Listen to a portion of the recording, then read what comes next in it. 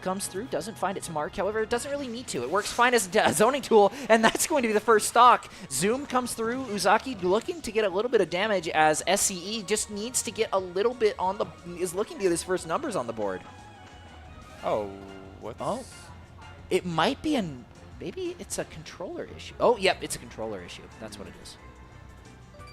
So we are just changing controllers, and, you know, it happens sometimes. But it does look like we are going into one of our games is already in their second round as Kazuma and Melfor go up against each other. Banjo and Kazooie versus Mario. I think I saw a little bit of their pregame matchup in the lobby a little earlier, and both of them were incredibly neck and neck, so this is probably going to be an incredibly close game. Looks like Melfor with the back throw manages to get Kazuma off the edge, and the grenade ledge trap isn't going to be enough to kill, but both players sitting at 130%. Not a great spot to be for either, but Melfor's going to find it through the platform. Showing off his experience with Banjo there. He's playing great, but Mario is showing Banjo what a blue-collar worker can do. Is he going to... Oh, he's going to get back up. Good recovery. You know, I think Mario's more of a guitar guy. The banjo just isn't quite for him.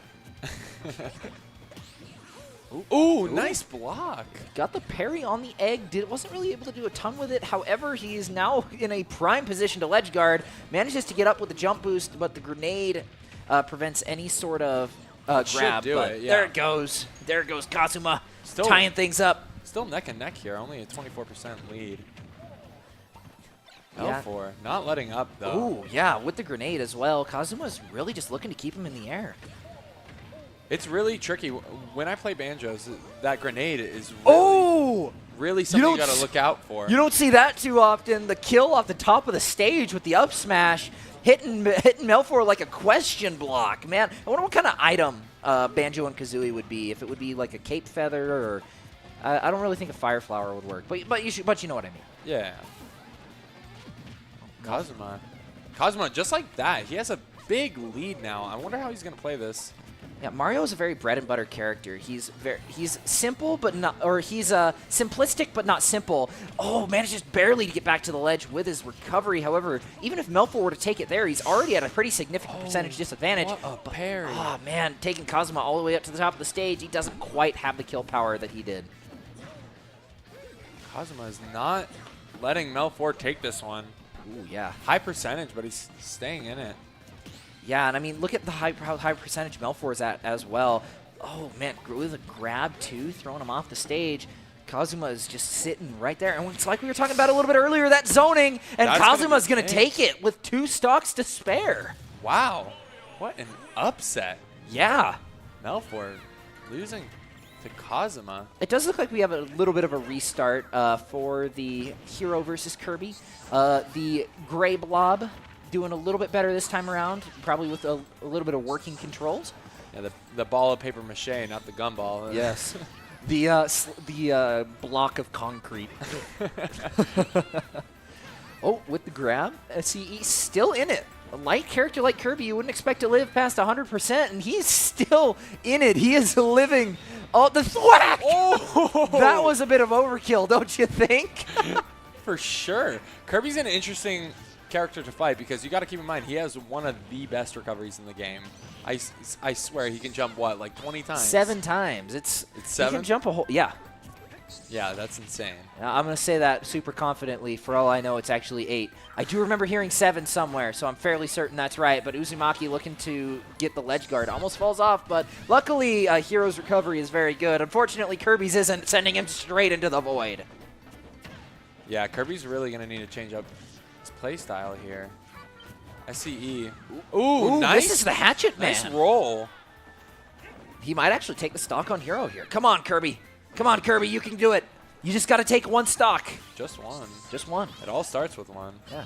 Already at 73%. 1 drink, a glass of wine. And for Kirby, that's easily kill percent. This is going to be interesting how SCE plays this. Goes for the cutter, doesn't quite find it, but launched off to the side, an all too familiar sight. Let's hope he doesn't roll a thwack. Manages to get right back with the up special, but hit up with the wind burst. SCE is really going to need a miracle here. Both at kill percent, though. Oh, the thwomp! The concrete block! You called it. Oh, you love to see it. The psych up does come through from Uzuki, and that might just be the end of SCE.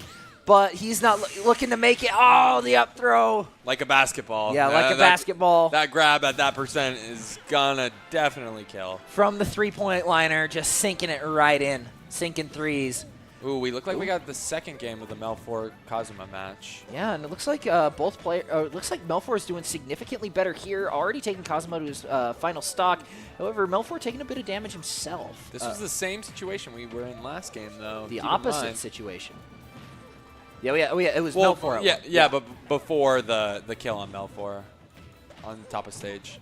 No, this was how it was in the last game, except flipped because Kazuma was at 2 stocks. Melfor was at 1. Yeah. Yeah. I'm talking after, but. Oh. Melfor. Straight up. Melfor. Abusing those grenades. I mean, it's a really good move. Mario. How does he fit so many in Kazooie? Like, does she create them on the inside, or does he just have her eat grenades? It doesn't matter because Mario's going to get a knuckle sandwich. Yeah, evening things up. I believe this is going to be our first game 3. Is it? I believe so. It's the first one we've seen.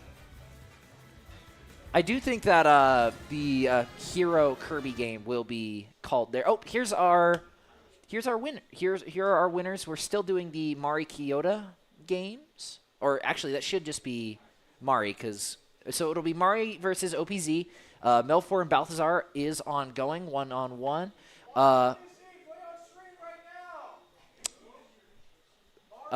Yeah, I just got confirmation that Mari and OPZ are going to be playing. Leia Dog will be playing Joel, so good luck, Joel. You'll be playing King Dedede. Marathon will be playing Pow in this next one, and we're also running it back with the Melfor game. Yes. Game 3. This is going to be an exciting game 3. Let's see if Kazuma can take it. Pull an upset here. Yeah, definitely a better pick. I almost unironically said gooder. A better pick for Mario on this map. However, both of these characters really benefit from platforms being able to start combos. Wonder Wing comes through. Melfor isn't able to connect with it, but Kazuma isn't really able to connect much either, except for a grab comes through, starting a little bit of a combo chain. However, both players still relatively even in the grand scheme of things.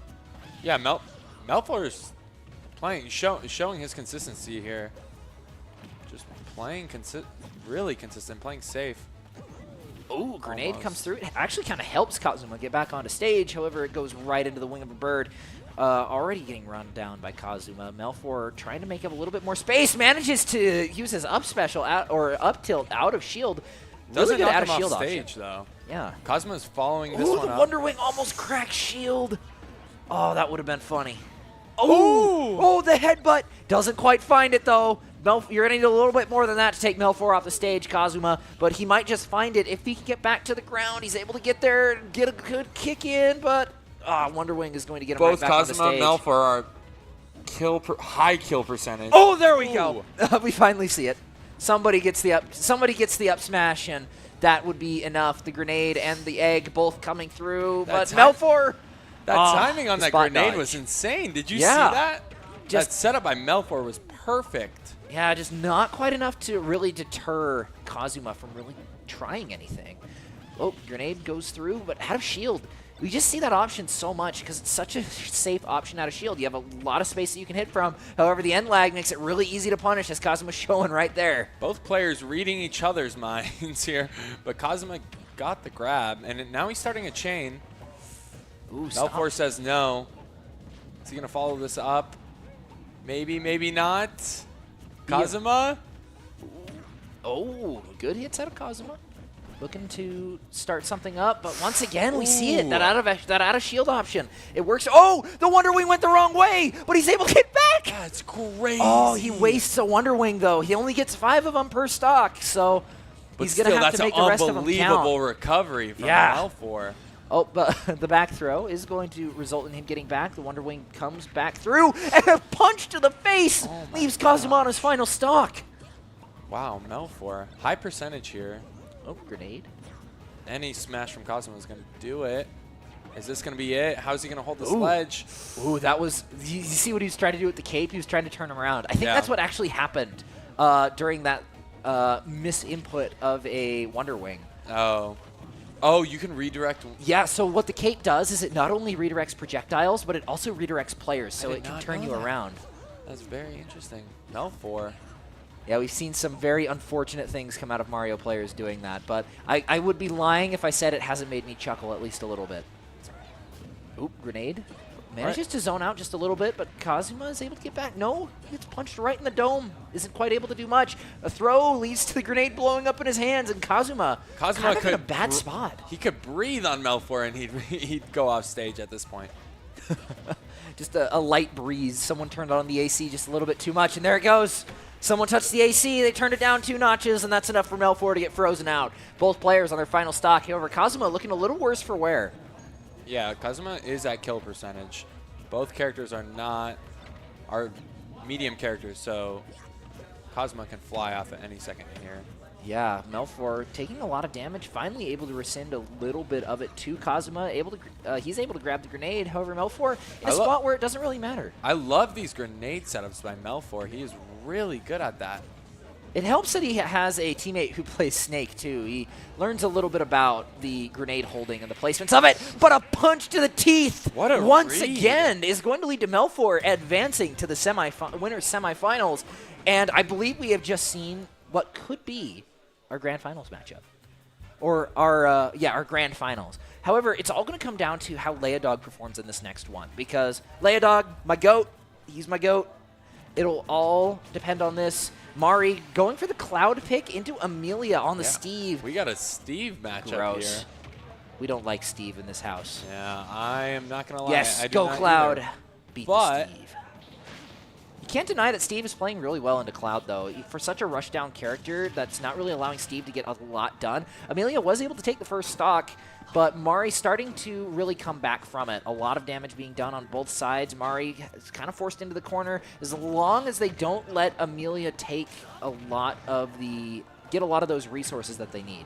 Amelia really looking for the weapon upgrade here. Trying to get to Diamond. Oh, holding the that anvil! ledge! Canceling out the limit, too! Whoa, just like Looney Tunes, the anvil on the head knocks Cloud off. Yeah, big damage, though, from the Cloud is going to prevent Amelia from creating any diamond tools. That's what you want to do if you are Steve. You want to get your strongest stuff. However, it's not really wanting to let that happen. Big damage comes through, trying to keep the combo going, is able to keep it going. The gold tools, they show no signs of breaking, and that's what we call a 0 to death combo, folks. Amelia takes the first round. Wow. Actually, no, that might have been round 2. Steve, this is not Super Smash Bros. Ultimate. This is Minecraft with that nerd pull. Holy cow. He built up there. Yeah, he's just mining and crafting. Emphasis on the mining. Didn't even need to craft. Hasn't upgraded from gold tools. I believe that we are determining the winners of the last round and who will be playing who in the next round of winners. After this round, we will be going to best of 5 for the winners, too. So we're going to be seeing a lot more play out of these characters. What was the most surprising match out of those 3 that we just watched? Honestly, I would have to say the Banjo Mario. I found that one the most entertaining. That was an amazing turnaround from Kazuma on that first game. Oh, yeah. That was an amazing turnaround. I mean, that original kill was what you want to see if you are a Mario player. You don't see it a whole lot, but you want to see the up special or the up special turn into a kill. However, in the end, it just wasn't quite enough. He needed to close it out on the final 2. Wasn't quite able to get there. So give me your predictions for what do you think? You mentioned earlier you think that Kazuma Melfor match is going to be the final? I think so, but I do think there's a lot of stuff that goes into it. I mean, first off, I've said it before, Leodog the GOAT. However he plays, that's going to determine how the ending goes. Does he want to throw the game and play Steve or play Pichu or something and get kicked out of the bracket entirely? I don't know. But if he breaks out the DDD, we might be seeing a DDD Melfor. I would love to see some DDD. Heavy matchups are always really interesting, especially with King DDD, because not a lot of heavies have great recoveries like that. I mean, off the top of my head, I could think King K. Rool, DDD. Snake has a pretty good recovery, and he's pretty heavy as well. Oh, I do forget Snake is a heavy. He's like in that medium-heavy category. But we do have our winners. Does look like Leodog took the win over Joel. Melfor took the win over Balthazar. I believe that was OPZ that we saw on the Steve, not Amelia.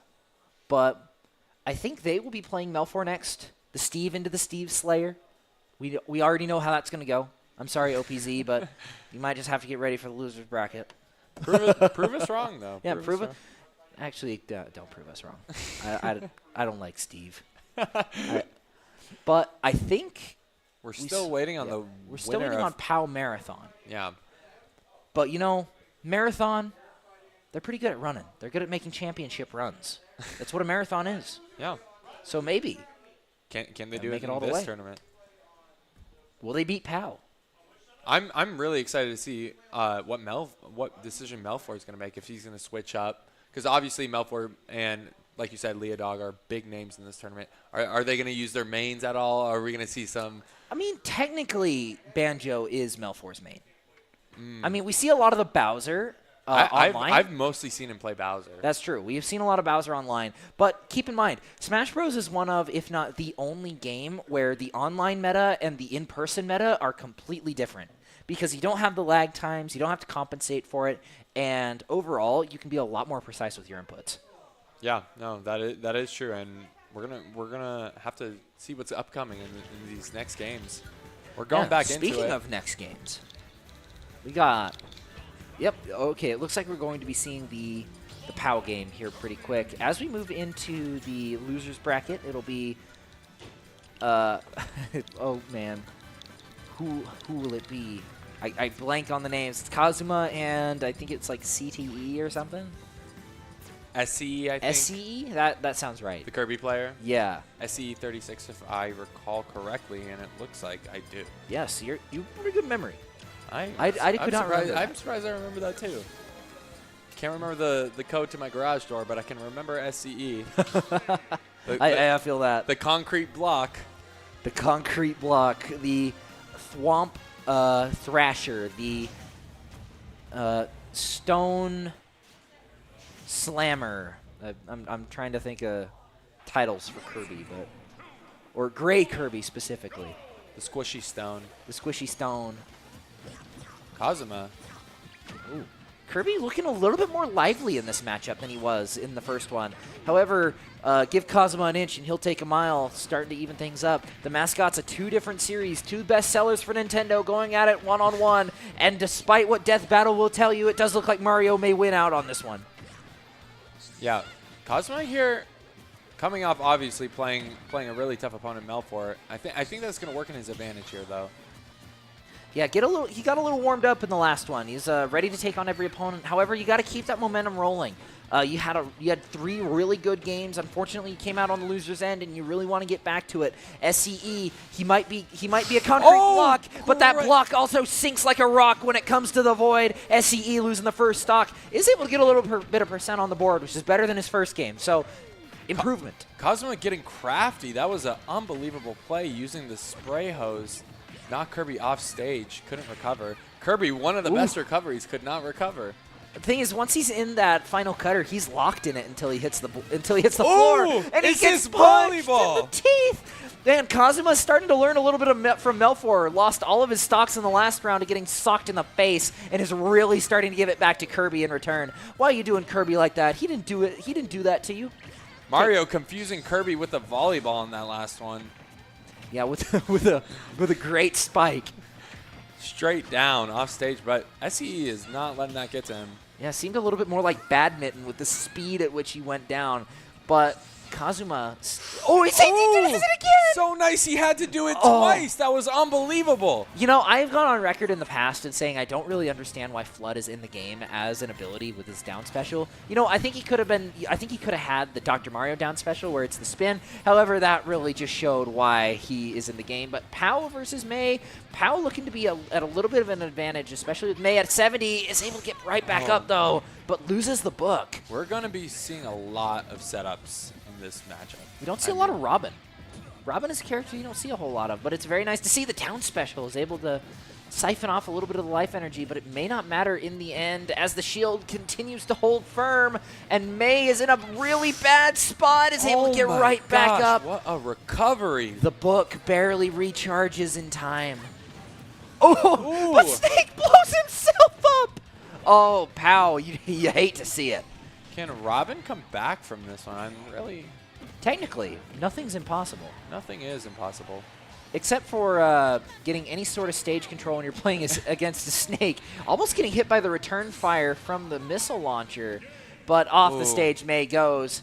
It's not May. It's November. And Snake takes round 1. Moth and Kyoto, also one of our losers bracket rounds. And Kyoto finding himself even with the Simon. Or this is Richter. I got to be honest with myself here. I want to see Kyoto succeed. I want to see him take this match. You got to get his get back. Got to get his get back. Yeah, and it looks like he's doing a pretty good job. If there's any character to find a lot of success with reflectors on, it is a character like Simon. Sure, you have the whip, but you're going to be using a lot of your cross. You're going to be using your axe a whole lot. You're going to be using your holy waters, and with that reflector, you can do a whole lot with him. However, he is getting schmixed by all of the different moves that are getting thrown out. Moth just throwing way too much at Kyoto to reflect them all. If I'm Kyoto, is there even an angle to get off that ledge? Moth is using every move in the book. Projectiles, grab. Ooh, that whip! Yeah, he's taking every rule in the book and also throwing the book at you. Tearing it out page by page, just wadding them up in balls, throwing them right at him. But Kyoto is still managing to get up and keeping it competitive, trying to get in, manages to get one last hit. Moth, unfortunately, unshields just at the wrong time. But now the roles are reversed, and Kyoto tries to chase off stage. He gets back on, but only barely. What an unbelievable recovery. Yeah, he should have been dead to rights there. However, Moth not quite able to keep him off stage for long enough, as Kyoto manages to get his footing right back and keep him off stage as well. Moth is in a very unfamiliar spot, but he flubs the recovery, Kyoto. That was a bold ledge guard from Kyoto, going so deep. But we are 0-0 once again. Yeah, at the end of the day, it comes down to that last stock. Moth with an early lead, about 10%. These are always the best games, the ones that come down to the final stock. Kyoto, finding himself at 60%, is able to get right back on stage. However, Moth at a really good position to zone out Kyoto as he's doing and has been doing all game, and it's just not working out for him. But very close axe there. Yeah. The weird thing is about the axe here is that it can actually go through the stage at certain points, so it's something else that Kyoto really has to keep in mind. However, if he can keep Moth off the stage, it doesn't really matter what the axe can do because he's never going to get a chance to throw it. Kyoto, once again retreating to the left-hand side of the stage, is able to reflect across. However, Moth can just throw another one, as you can see there.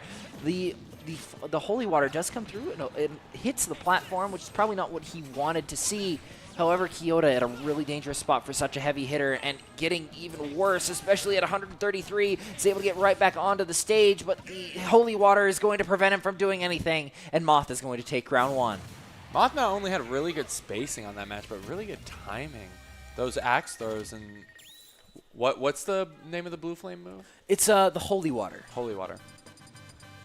Yeah, you wouldn't expect water to burn like that. You'd think it's like holy oil, but from the looks of things, we're going to be seeing OPZ in Mel4, Leia, and then the winner of POW and Marathon. And I think that POW was the Snake player, and Marathon was the Robin player. So if I were to take a guess, it'll be Marathon. But from the looks of things, we're going into Mari versus Kazuma. We're continuing our run in Losers 2.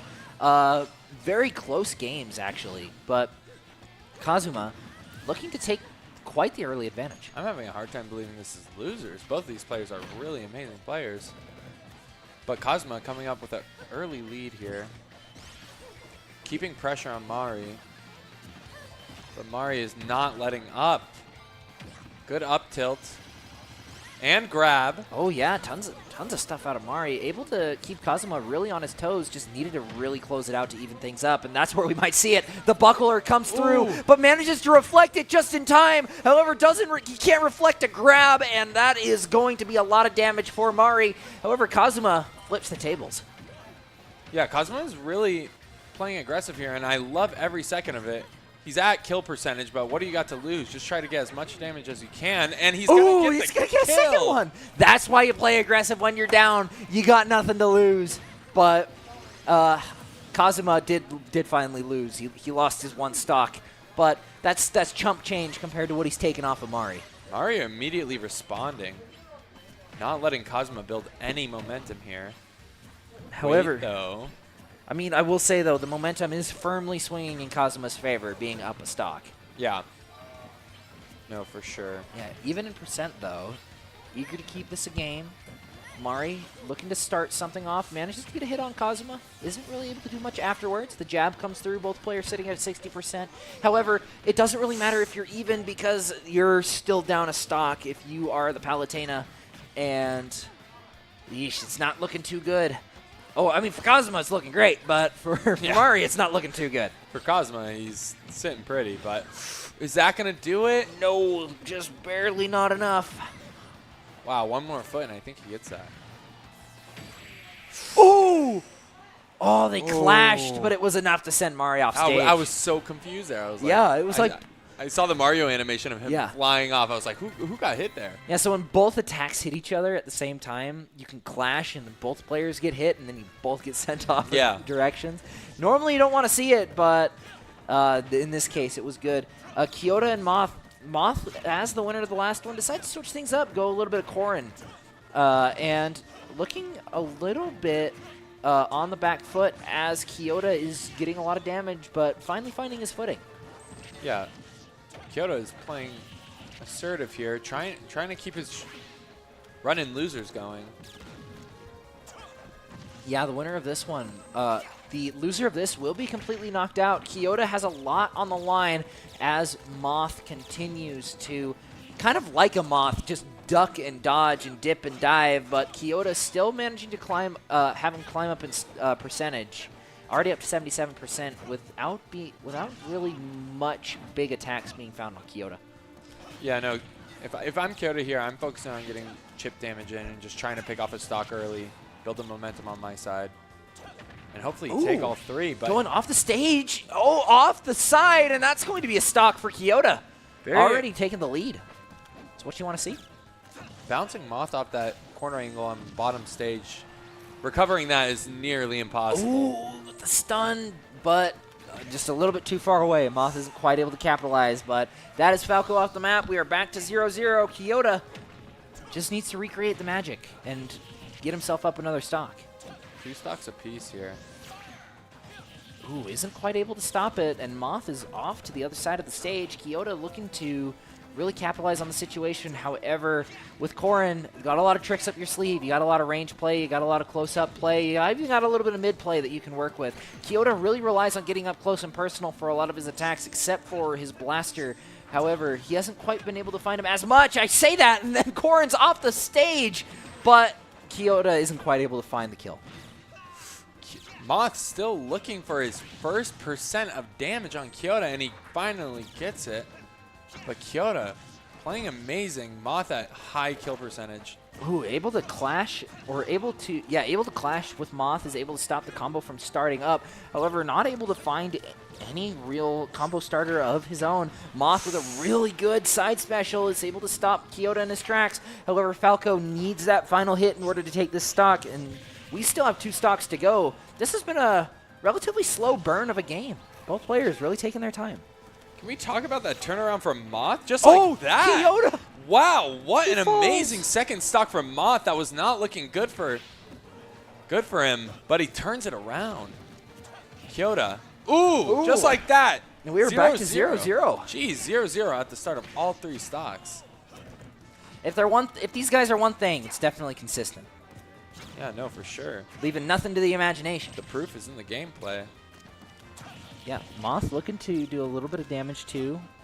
Kyoto still looking to find his advantage, but Moth is really pressing his. Big damage off of the jab, but nothing really found outside of that. Kyoto nearing kill percentage. Moth is playing very careful here. Looking for the right moment to get that smash in. I mean, you are in that final situation. If you're Moth, this is match point for you. Going into winners, this is this is match point on a game that determines who stays and who goes. Kyoto is also in the same situation. Final game, this could be your final game. You Both need to make players it count. at kill percentage. Who's going to take it? Yeah, Kyoto really looking to keep himself in the game, but Moth is just bouncing off of him. And Oh! Kyoto with the up special, and he's tying it up. Him and Moth 1-1. Man. Loser loses everything. Winner takes all until the next round. But it'll be interesting. Excellent fight from Moth there. What a comeback on that second stock. Moth was what? 100+% and took that stock still? 142% and still took that stock. Wow. Unbelievable performance from Moth. Yeah, my eyes hurt. I haven't blinked. I was talking with you about it before stream. I need to get like eye drops or something. Just like. Yeah, maybe we set up a prompter. Put a note up. Remind Bryce. Yeah, it's like a drink water prompt. Yeah. I don't have an issue with that. It's just I don't have a problem keeping myself hydrated, but my peepers need hydrated. Yeah, I mean, we got 8 eyes total on this casting desk here. That's true. Both of us are rocking the glasses. Not the best eyesight overall. Maybe we got 20/20 vision put together though. Yeah, that's true. Oh, probably not. I'm in the negatives. But you do not need 20/20 vision to see the action that's going on here tonight. Yeah, the action has been really good tonight. A lot better than I've expected, to be perfectly honest. I mean, we have a lot of good players in our community. However, I will say that tonight has been some of the better matchups that I've seen. Yeah, no, for sure. I mean, Moth just proved it there. That was a really entertaining match. All 3 stocks started at 0% each. Yeah, that was incredibly interesting. As we move into the next round, I believe the next round will be semis, if I'm not mistaken. So it'll be semis for winners and losers bracket. Yep, we're going to check them out right here. Actually, no, it will be semifinals for both of them. And it does look like we've started. Pow and Leodog versus OPZ and Melfor. And then we're also looking at the second round, or finishing up the second round of losers, Kyoto and Marathon, which will then go into the losers quarterfinal. I would like to see Kyoto. I'm with you. I would like to see Kyoto win that one out. Yeah, I really want Kyoto to succeed here because he had a tough matchup going in the first round of winners, and just want to see him do some damage, get pretty deep in this tournament. Yeah, and it does look like we have actually started on our winners finals with Melfor and Leodog. They're not playing each other, but I believe it is, if I remember right from what I saw, it's Leodog and Pow, and then OPZ and Melfor.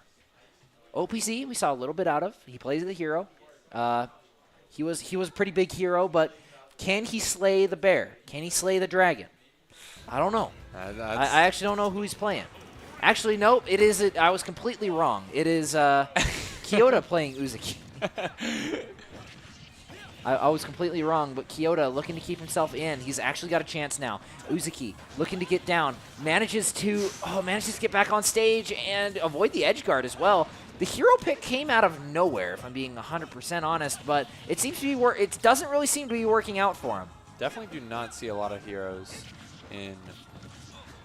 You either live long enough, you either die as a hero or live long enough to see yourself become the villain. Yeah. And in Kyoto's story, he's definitely no hero. The oomph comes out, letting him hit just a little bit harder, but you actually need to hit something in order to get that oomph, and he is sort of seeing it with the up special, or seeing it with the up tilt, as Kyoto is looking to return it in full, says, I don't want all this damage, you share it with me, and managing to live up to the hype. Yeah, Uzuki, although not having a strong start, is having a strong finish here. Oh, but the smash never attack mind. from behind. Man, you don't expect Feathers to hit that hard, but we are back to 0-0. Wow. Close matchups here today. Yeah, but think about it like this. Uzuki had to use some of his precious MP. That only regains 1 every second. So that is a resource that he has to manage fairly diligently as the grabs come through. Kyoto is no longer playing around. This is not for fun anymore. This is serious business. Winner stays, loser goes. Unbelievable recovery from Uzuki there. Yeah, Uzuki still able to keep himself in, but the smash attacks out of Kyoto are really messing with him. I mean, we've seen a lot more out of him in this round than we did in the last one, and Uzuki really struggling to get his feet in the door. Uzuki not using a lot of MP here. Making sense, though, as 100 seconds is a long time for a Super Smash Bros. Game match. Ooh, Accelerate goes through, but it doesn't matter. The only thing it accelerates is his path off the stage as Kyoto finds himself up a stock and in a pretty comfortable position. Manages to spot dodge the smash attack as well, and Uzuki is not in the most enviable of positions. Tournament life on the line, needs to make something happen here. Yeah, this is a similar position to Kyoto in last match, but as you know, that came down 0-0 last stock, so Uzuki's definitely not out of it. Let's see if he can take this last, not this last stock, the second stock in Kyoto. Yeah, Kyoto, man, gets thrown off, and the fireball, he dodges it barely, but he doesn't dodge the follow-up. Perfect read out of Uzuki, can't knock him there. However, he is down in percentage. Kyoto looking to make something happen. However, Uzuki is like, no, too much glaze has gone onto Kyoto. I want some of it too. Manages to get the bounce. It doesn't really do much against Falco, but it does prevent him from using the blaster to as much effect as he'd like. Yeah, no, Uzuki is still well in this. Ooh, is he going to follow up this ledge guard? Oh! Whoa! With the tip of the sword, Uzuki takes the round. What a read with that down smash. Wow. Just like that. What a flip. What a play. And Leodog is actually going to be playing against Pau, a very familiar matchup for him, playing with Gokis for such a long time. And both players sitting at around the same percentage, but the DDD has a little bit more advantage in these high percent situations. You are heavier. You got a little bit more junk in the trunk, if you will. Bigger hitbox. A bigger hitbox, as he just can't really find his way forward against the Snake. Yeah, I think Leodog is going to struggle here. As I was saying, bigger hitbox on King DDD, and you know Snake is going to be setting up every bomb in his arsenal. Ooh, the dash attack does manage to break through, manages to dodge the C4, has to use a grenade of his own in order to keep himself on the stage, but the Gordo comes through. We see it, we saw it all day, we saw it all year last year, but Pau is able to get right under the stage and kick him right in the stomach folds. Wow, Pau flipping the script there. And just like a Pau block, just knocking everything up in the air, but unfortunately for him, a back air is going to bring things back to even. Pau is representing the name. Yes. Straight up Pau. Unfortunately, the Gordo is not going to quite go the way of Pau. He'd like it to go the other direction. However, Leodog isn't getting as much out of it as he'd like to either. With the... Ooh, eats the grenade.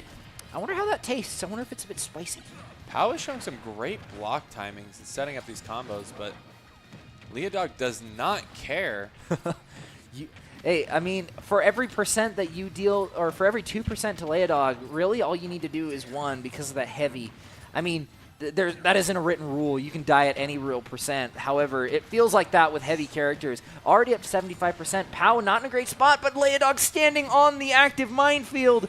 It's a lot of damage coming through. Oh, barely tipping it with the shoe. Wow. And Pau will take the round. What's up with all these games going the other way? Oh, Melfor Steve Slayer. No lead is safe in this tournament. No lead. No favorites can win. However, Amelia with the Steve is actually doing a number on the Melfor. Even playing Bowser. Didn't you call Melfor the Steve Killer earlier? Yes. He's got to live up to the name. He can't be proven as a fraud in the community tournament. But the anvil whacks him over the head. Not enough to can't handle Steve. Yeah, but going into round 2 for Leodog and Pau, going into round 2 for Hero Falco, and that's going to be wraps for the Falco, unfortunately. However, moving into round 2, Leodog getting a significant advantage over Pau off the stage, looking to get an aerial. However, Pau gets his recovery redone with Snake. Pretty good recovery, all things considered. Pau going sightseeing with his Oh, parachute. no! Oh, my gosh. Yeah, Leodog said, it's time to stop fooling around. Time to stop the tomfoolery. We're gonna close things out here. I really like how Leodog is playing this one. Very good at adapting for this matchup.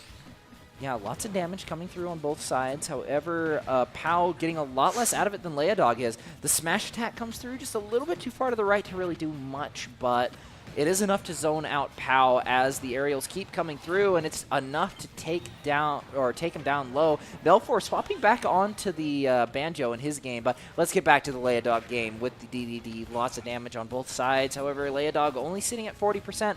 Pau not really able to set up a lot of his combos since there aren't any platforms to make use out of on the Final Destination map. Leodog is really playing excellent here. 40% stock lead.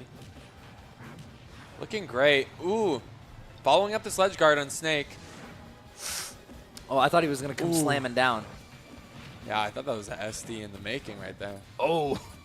Ooh, the Gordo does get bounced back from the grenade. That's what you want to see if you're Pow. But a good dash attack comes through. Unfortunately, the side special does come through, and Pow is going to go down. And a good aerial from Leodog.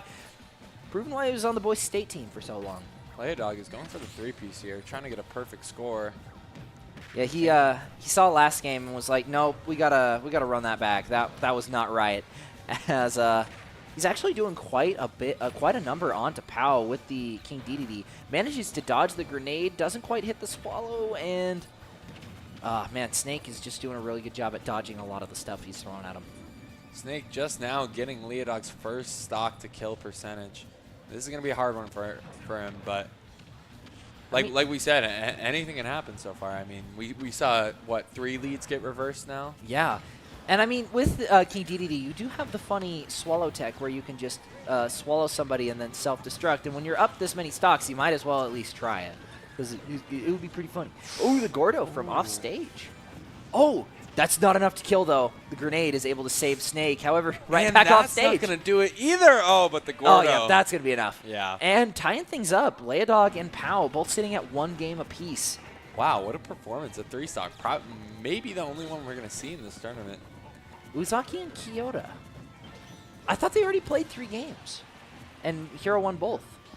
Apparently not. Last stock each. Oh, yeah, it's best of 5. I forgot. I forgot. Yes.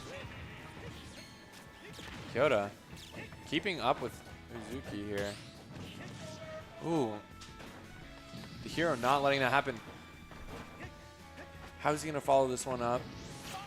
Oh, manages to get right back up. The Hero helped him out, though, with a kind of a poorly timed up special. Manages to get him right back in the game, but Kyoto really needs to figure out how to get that final stock and fast. Already up to 111%. Kyoto has to be sitting really comfortable. Kyoto has to be very careful here, as clearly at a high kill percent. How does that not do it? Ooh, manages to bounce back the thwack, or the kaboom, but not really going to find its target, as Uzuki is really putting on the hurt. But now Kyoto really quick to reverse it. Lots of damage from both sides. However, Kyoto is able to get right back on stage, right into the tip of the sword. And that's best of 5. Uzuki continues. Kyoto falls. That was a great punish from Uzuki. Yep, Melfor and Steve going at it once again. Steve in a little bit worse, looking a little worse for wear. Lots of damage from Melfor, but the anvil comes through. This is going to determine it, or this might just determine the game. Whoever wins this next volley. However, both people at kind of a stalemate. Gets buried, but dodges the bird. How fast can you mash A? Oh, but the pickaxe, and Amelia's gonna take it. Wow. Unfortunate. The Steve killer is Gets killed by Steve. The hunter becomes the hunted. Wow, what an upset. Yeah, as Leodog continues their run with Pow, having a little bit more platforms is definitely going to help Pow out a lot playing the Snake. However, they are both tied up. They have at least 3 more, or they have at most 3 more rounds to go. Leodog looking to do a lot of damage, is getting a lot of it done, but the C4 is going to give Snake just a little bit of space. Both players still sitting pretty on 2 stocks. Yeah, it's very interesting how this matchup is playing out. I mean, we had a tight game first round. Pow what just happened? I think. He just killed himself. I think it was just a misinput. Maybe. Misinput, calm down, misinput. I knew it when I said it. Yes. Leodog, oh. I saw the vision there, though. Yeah. Pow, great timing on the ledge.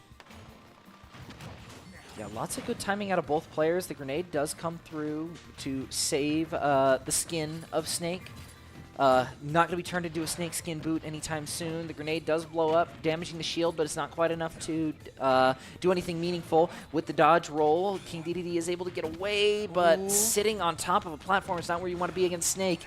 Gordo comes through, manages to get a hit off. However, Pow, once again, baiting Leodog off stage. Excellent timing from Snake, but it doesn't pay off. Wow. Way to flip the script, Leodog. Oh, big damage, though. Doesn't see the C4. The mine comes back to bite him. As we're at match point for Snake. That's a real tough spot to be in. 150%. 2 stocks. Leodog, high percent. That's a hard one to win. Came close, though. Yeah, we are at 2-1 in that matchup. Leodog. Pow definitely having the advantage. OPZ managing to 3-0 sweep Melfor, throwing him down into loser's quarterfinal. What a surprising outcome. Definitely a turn of events. Heading back into the Leodog game. Pow. Pow's trying to set up on this platform.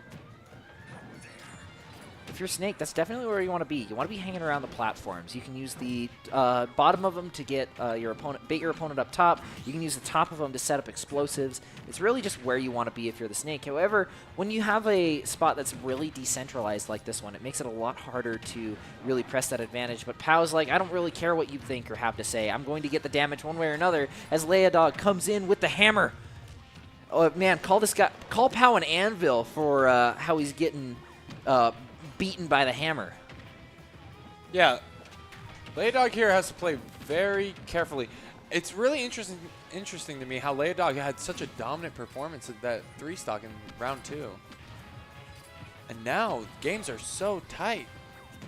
I mean, it all comes down to platforms. I mean, Snake has a lot more of an advantage when you have those platforms to work with. On maps like Final Destinations, you have a lot of spots where you can just run up to the Snake and beat him over the head with objects. However, on maps like these where you have a little bit more verticality, DDD tends to struggle. He's a lot heavier. He's a lot floatier. He does a lot of things a lot of other characters can't. However, that kind of goes both ways when it comes to being able to punish DDD. From what I know, there's actually an entire list that you can look up online that tells you exactly how to beat DDD players. And it works almost every time, as Pow is showing us. Pow still sitting at 3 stocks. High kill percentage, though. See what Leodog can do. Needs this one to stay in winners. Yeah, if he goes down, that'll mean both Boise State players, former and current, will be knocked to losers. It's not something you see very often, but Leodog is not very keen on making that happen. A Boise State final losers. That'd be so interesting. I would love to see that. Yeah. Maybe I'm becoming a Pow fan. Maybe you're rooting for Pow. Maybe you want to see him succeed, and I would be lying if I didn't say that either. Because while Leodog may be the GOAT, it would be kind of funny. Maybe Goki's can learn a thing or two about how to beat King DDD here. And Leodog playing very passively, looking for the right moment to go in, but Pow just sheer amounts of explosives. Very hard to get in close on Snake after he's set up.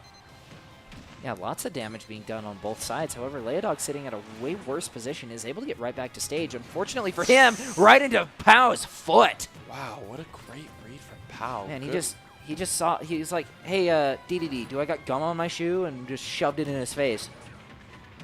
And unfortunately for Leodog, he did not have gum on his shoe.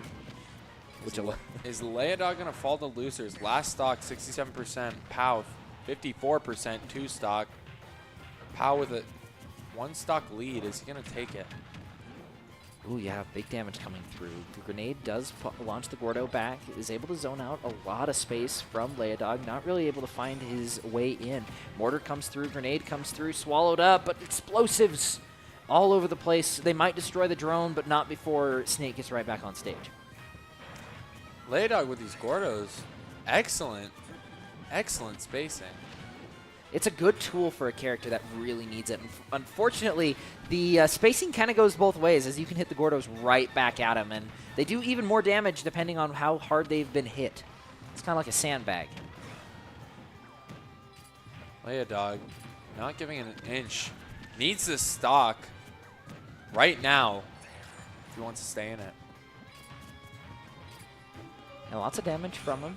Looking to find just a few more hits. Pow Not really going to find it, though. He's just being zoned out the top, as Pow still is on a fairly good percent. Or is still just sitting up there in percentage. Still has 2 stocks left. I mean, at this point, Pau is just waiting for the right moment. Oh. But he does not get it. Leodog, Nope. wow. Not Leodog's going to find that moment first. Isn't quite able to get the suction onto the Gordo, though, which would have really helped in getting damage up.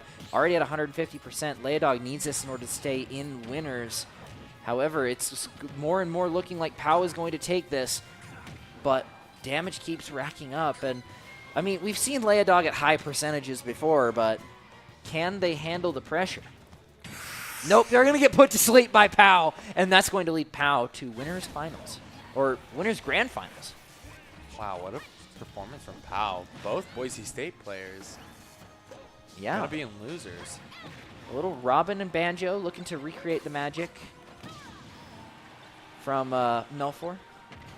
This Robin pick is really interesting. Yeah, you don't see Robin a whole lot. However, Robin is going to get the first stock and even leech a little bit of health back, so it's going to take even more, but the Wonder Wing is going to bring them right back up to where they were at beforehand. The grenade comes through, and that's going to bounce them right off the bottom. Banjo. Banjo, you got a license for that? Actually, I don't even know. Like you said, where do you keep all those grenades? Improvised explosive. I'll have you know I worked very hard on this explosive. The Wonder Wing not working there. Yeah, the Wonder Wing not quite going the way that you'd want it to if you are Banjo and Kazooie. As Robin just doing so much damage. That's something that you don't see a whole lot of people talk about when it comes to Robin. You have just so much damage potential. The issue is it's all limited. Like, you can only swing the sword so many times before it goes on cooldown. You can only use the spell tome so many times. But even with that limited usage, you can still get a whole lot of damage in. Oh. Ooh, the Wonder Wing leading Banjo straight to death. Ooh, yeah, you don't expect that a lot of the time when you're coming out of a super armor-based move. However, if there's any time that you're most vulnerable, it's right at that end point when you have that end lag. As coming right up, Robin's able to get back on stage, beating out the Banjo and Kazooie. However, back off stage, Robin trying to get another hit in, but a Wonder Wing is going to be expended to prevent it. Already at 100%, Robin looking to be at the same spot they were at the beginning of the first stock. However, Banjo and Kazooie not really wanting that to go the same way that went previously. May is not letting up here at all. Huge lead here for Robin. Yeah, B&K Crazy is going to take a sword to the mouth. That's going to do Robin it. Wow, take the round. what a dominant performance from May. 2 stocks. I say it again. They have the wrong name. It's November. It's not May. It's the wrong month. Is it May? Because it feels like May is going to take this. I mean, it also does kind of feel like May. You see how hot it was today? Yeah. It's like 65. I woke up. It was clear skies. I went outside and I took my hoodie off right away. It's November 14th. Yeah, I've been sleeping. November 14th. I've been sleeping with my window open, like try to get some airflow in, and it's like, oh, it's so hot in here. Actually, is this Melfor? I don't think it is. But he's playing all the same characters. Yeah. This might be Melfor. Off to a hot start for Oh yeah. Melfor? BK? Melfor question mark? Melfor's brother? Question mark? This is Melfor. This is Interesting. Melfor. Hitting us with a name, so it's trying to trip up the casters. Yeah. I'm gonna have to talk to Hey, him I about mean, that it's a Smash Bros tradition. There was a guy who played for Boise State last year. His name was Dr. Schmungus, and he changed his name, I kid you not, like every 2 weeks. Just like Bowser taking Robin's stock That's very pretty, fast. That's pretty beast, though. I respect that. Trying to keep us on our toes, making sure we do our homework. Yes. Or it's not really homework when you're only given the player list, what was it, like 5 minutes in advance? 30 seconds before stream. Yes. Oop, Arc Thunder goes through. Isn't going to find anything, though. Melfor once again finding himself at 0%. Ooh, missing the down special. Robin not really finding as much success as they would like. Bowser, unlike previous games such as Melee, is actually pretty useful here. Yeah, Bowser is really good in the right hands. I mean, you can do a whole lot. I mean, tier lists are kind of subjective when it comes to fighting games. I mean, you get really good at a character, you can take them all the way up. I mean, even in games like Melee, you had players like Amsa taking Yoshi from Red F Yoshi. to F to A tier all by himself. And especially in a game with such a large cast like Smash Bros. Ultimate, there's no way that you can learn every single character to the level that they could be played at professionally. The command grab does come through from Melfor, taking May all the way over to the right-hand side. Not quite able to zero to death like they did the last time. However, a good aerial is going to put it away. Bowser at a high percentage here, but keep in mind, he is a heavy. So let's see if May can capitalize on that. Doesn't look like it so far. Melfor is not letting up. Keeping the pressure up, and that's what you want to see if you're playing heavy. A good command grab with the smash. Unfortunately, not really going to find it, but big damage. And of course, I mean, it's Bowser. You're doing 20 damage. You're doing like 20% damage every single hit, but May doing a lot to capitalize on it. The Arc Thunder fully charged. That's going to be quite the threat for Melfor, especially getting taken up to that 164%. Doesn't even need the Arc Thunder. Just puts it away. Instantly sending May off stage. Oh. How's he going to follow up this ledge guard? Oh! That's how he's going to do it. By the shell. That's all you need. You just need one. I believe that was round 2. Was that almost a 2-stock for him? Yes. That was very close to being a 2-stock. Melfor going for Melfor. The run-through losers. Melfor, more like Mel 2 stocks. Riveting comedy. Riveting gameplay. Riveting comedy. We promised you riveting gameplay, but we're giving you our comedy skills. Leodog on the Rob. Interesting. Playing against Kazuma. A familiar face and a familiar foe. But getting comboed by the Beyblade. I really like the Rob pick here. Yeah, you see Rob a lot in competitive, but a lot of people kind of underestimate him. He's a heavyweight that has a really good aerial game, especially with the Beyblades that he can just throw out over and over again, as you're seeing here. Just throwing them like a circular saw, big damage coming through, and unfortunately for Kazuma, doesn't really have a way to respond to it. Is able to get back onto ledge, but only barely keeping himself in the game. I hope Leodog has a life alert, because... Ooh, that's why. Yeah, someone needs to notify, but Mario sitting at 200%, and that's going to be enough to put it away. Yeah, Leodog had a big lead there, 1-stock lead. That's all you need. As a heavy, that's even worse situation for Mario there. Ooh. Back to the Melfor game, already at 160%. However, he is up a stock. Off the stage, is not able to get back. That Bowser recovery. Yeah, heavy recoveries, gotta love them.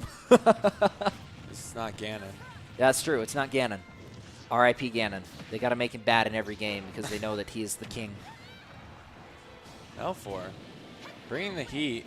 Quite literally bringing the heat. Yeah. I wonder how, does he like spicy food? Surely. Yes. He plays Bowser after all. But that's going to be a kill. B&K Crazy, a.k.a. Melfor, a.k.a. The Steve Slayer, who lost to Steve, unfortunately. But the Bowser bomb almost goes through. Almost hits the spike as well, but perfectly timed spot dodges out of Robin are going to keep him up and in the game. However, the sword is almost broken. This is looking a lot closer than last round. Robin only needs any smash here to bring it a lot closer to even. Following up on the ledge. It happened again. Wow. Oh, man. What a ledge guard. Oh, yeah, Melfor in kind of a rough spot. Is already let down to his last stock. However, May sitting at 84% is also not in a great spot, especially losing the recovery book that they need in order to really get the most out of their recoveries. However, if they're able to stay on stage for long enough and not let Melfor take him off, it'll be really hard to really do it. But just looking at that, we're back to even with a little bit of life steal out of Robin. Yeah, no, Robin is playing really solid here. Very consistent, just going for damage. Ooh. Is that gonna no? Nope. The grab will not be enough to take Robin out of the game. But that puts Robin at a high kill percentage. Big four. Oh, hits him with the Arc Thunder. Especially for a high damage character like Bowser. May's getting in the territory of just any tilt killing. Oh, that's what they needed. The back air, foot to the face, takes him down. Back into the Leodog Kazuma matchup. Still looking like Leodog is playing pretty dominant with a high percentage lead. But Kazuma has something to say about that. Yeah, lots of damage coming through on both sides. Kazuma still sitting at 120, but both of them are even, and there's the reflect I was talking about. Just pushing that thing right back to him, but unfortunately not quite enough to recover. Good tech on the beam, though. That would have hurt, and he's willing to give that. He's saying, you know what? You get, I gave you a stock, you should give me a stock, and just punch the robot straight in the head, hit the off button, called it good. Mario tapping back into his volleyball skills with that last one. Love to see it.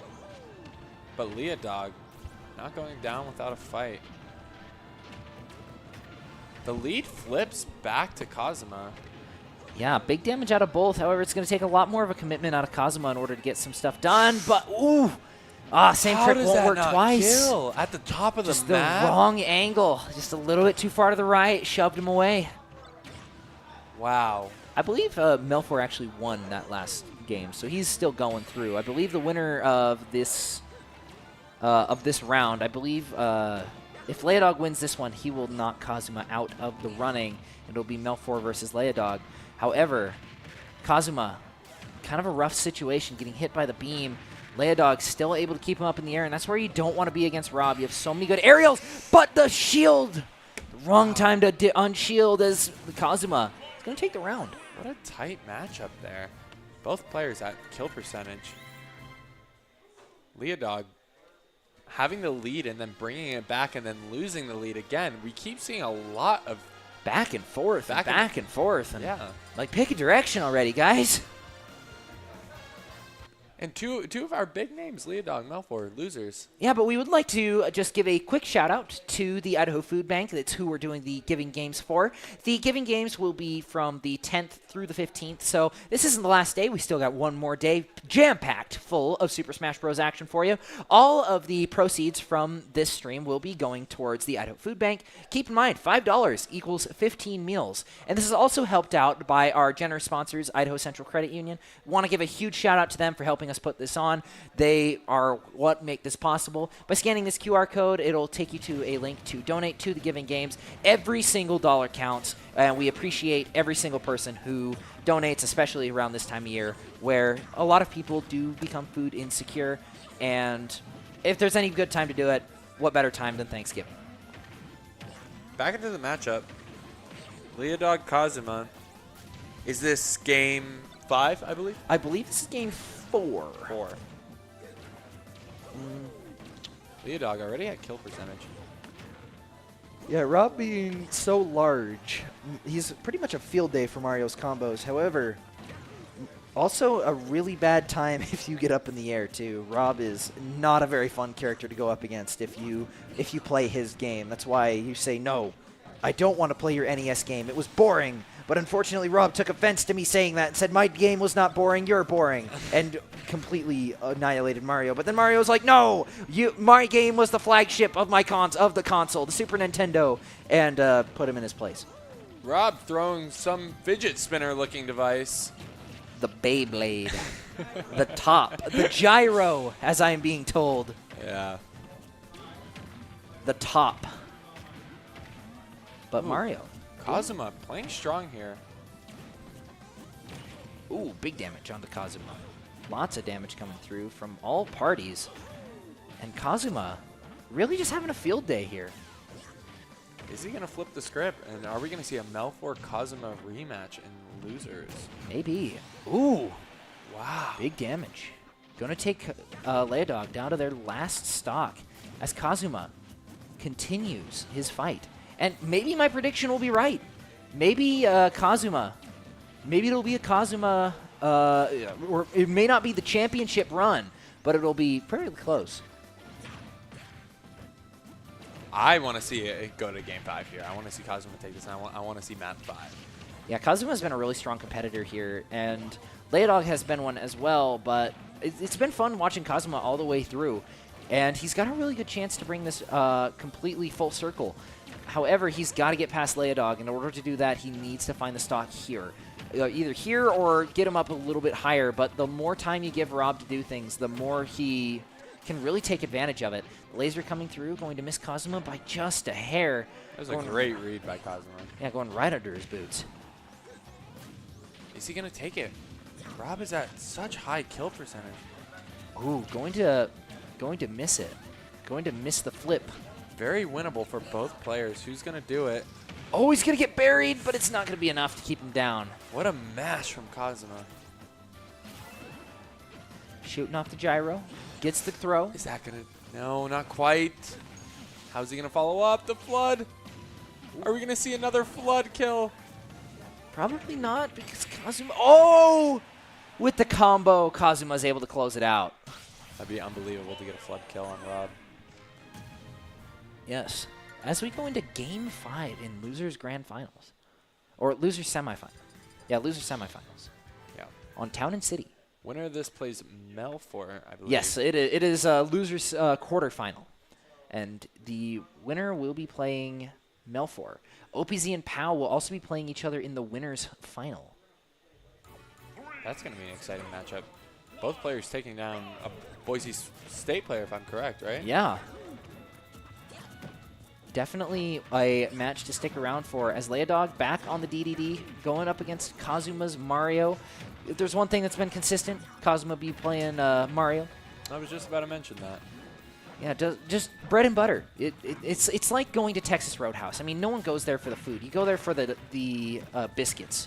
Or no one goes there for the steak. You go there for the country rolls, the sweet rolls. I mean, you just got to do what works, and if it doesn't work, try again. Yeah, just like Roadhouse sweet roll. I will actually order ahead for just the sweet rolls. I know they're so bad for you, but they're so good. What place are you talking about? Texas Roadhouse. Oh. Next time you go there, order the sweet rolls. The sweet rolls? They're like an appetizer. Oh, yeah. It's like the sweet bread with a cinnamon butter, and it's so good. But you know what else is good? Gordo combos. And Leodog really putting them to good use here, as Kazuma really struggling to find his footing. Yeah, Leodog is trying to feed Mario the appetizer of a Gordo, and he gets the side. Unfortunately, he gets the full course meal of a hammer to the teeth. Okay, you are making me way too hungry. We gotta. That's true. I'm kind of hungry too. Oh, he's able to get right back up though. I like that Gordo play. It's a bold play, but yeah, putting good that Gordo recovery. right there, it really limits the defending options because he can't really jump off stage because, I mean, DDD can go through it because it's still his. However, Mario can't. So it really limits the options to edge guard as Kazuma trying to get the read on to Leodog, not going to find it though as he just continues to take the beating. Leodog Oh, barely misses it. Oh man, that could have been bad. Leodog is playing really solid here. Huge lead. 3 stocks to 2, both high kill percentage. Ooh, yeah.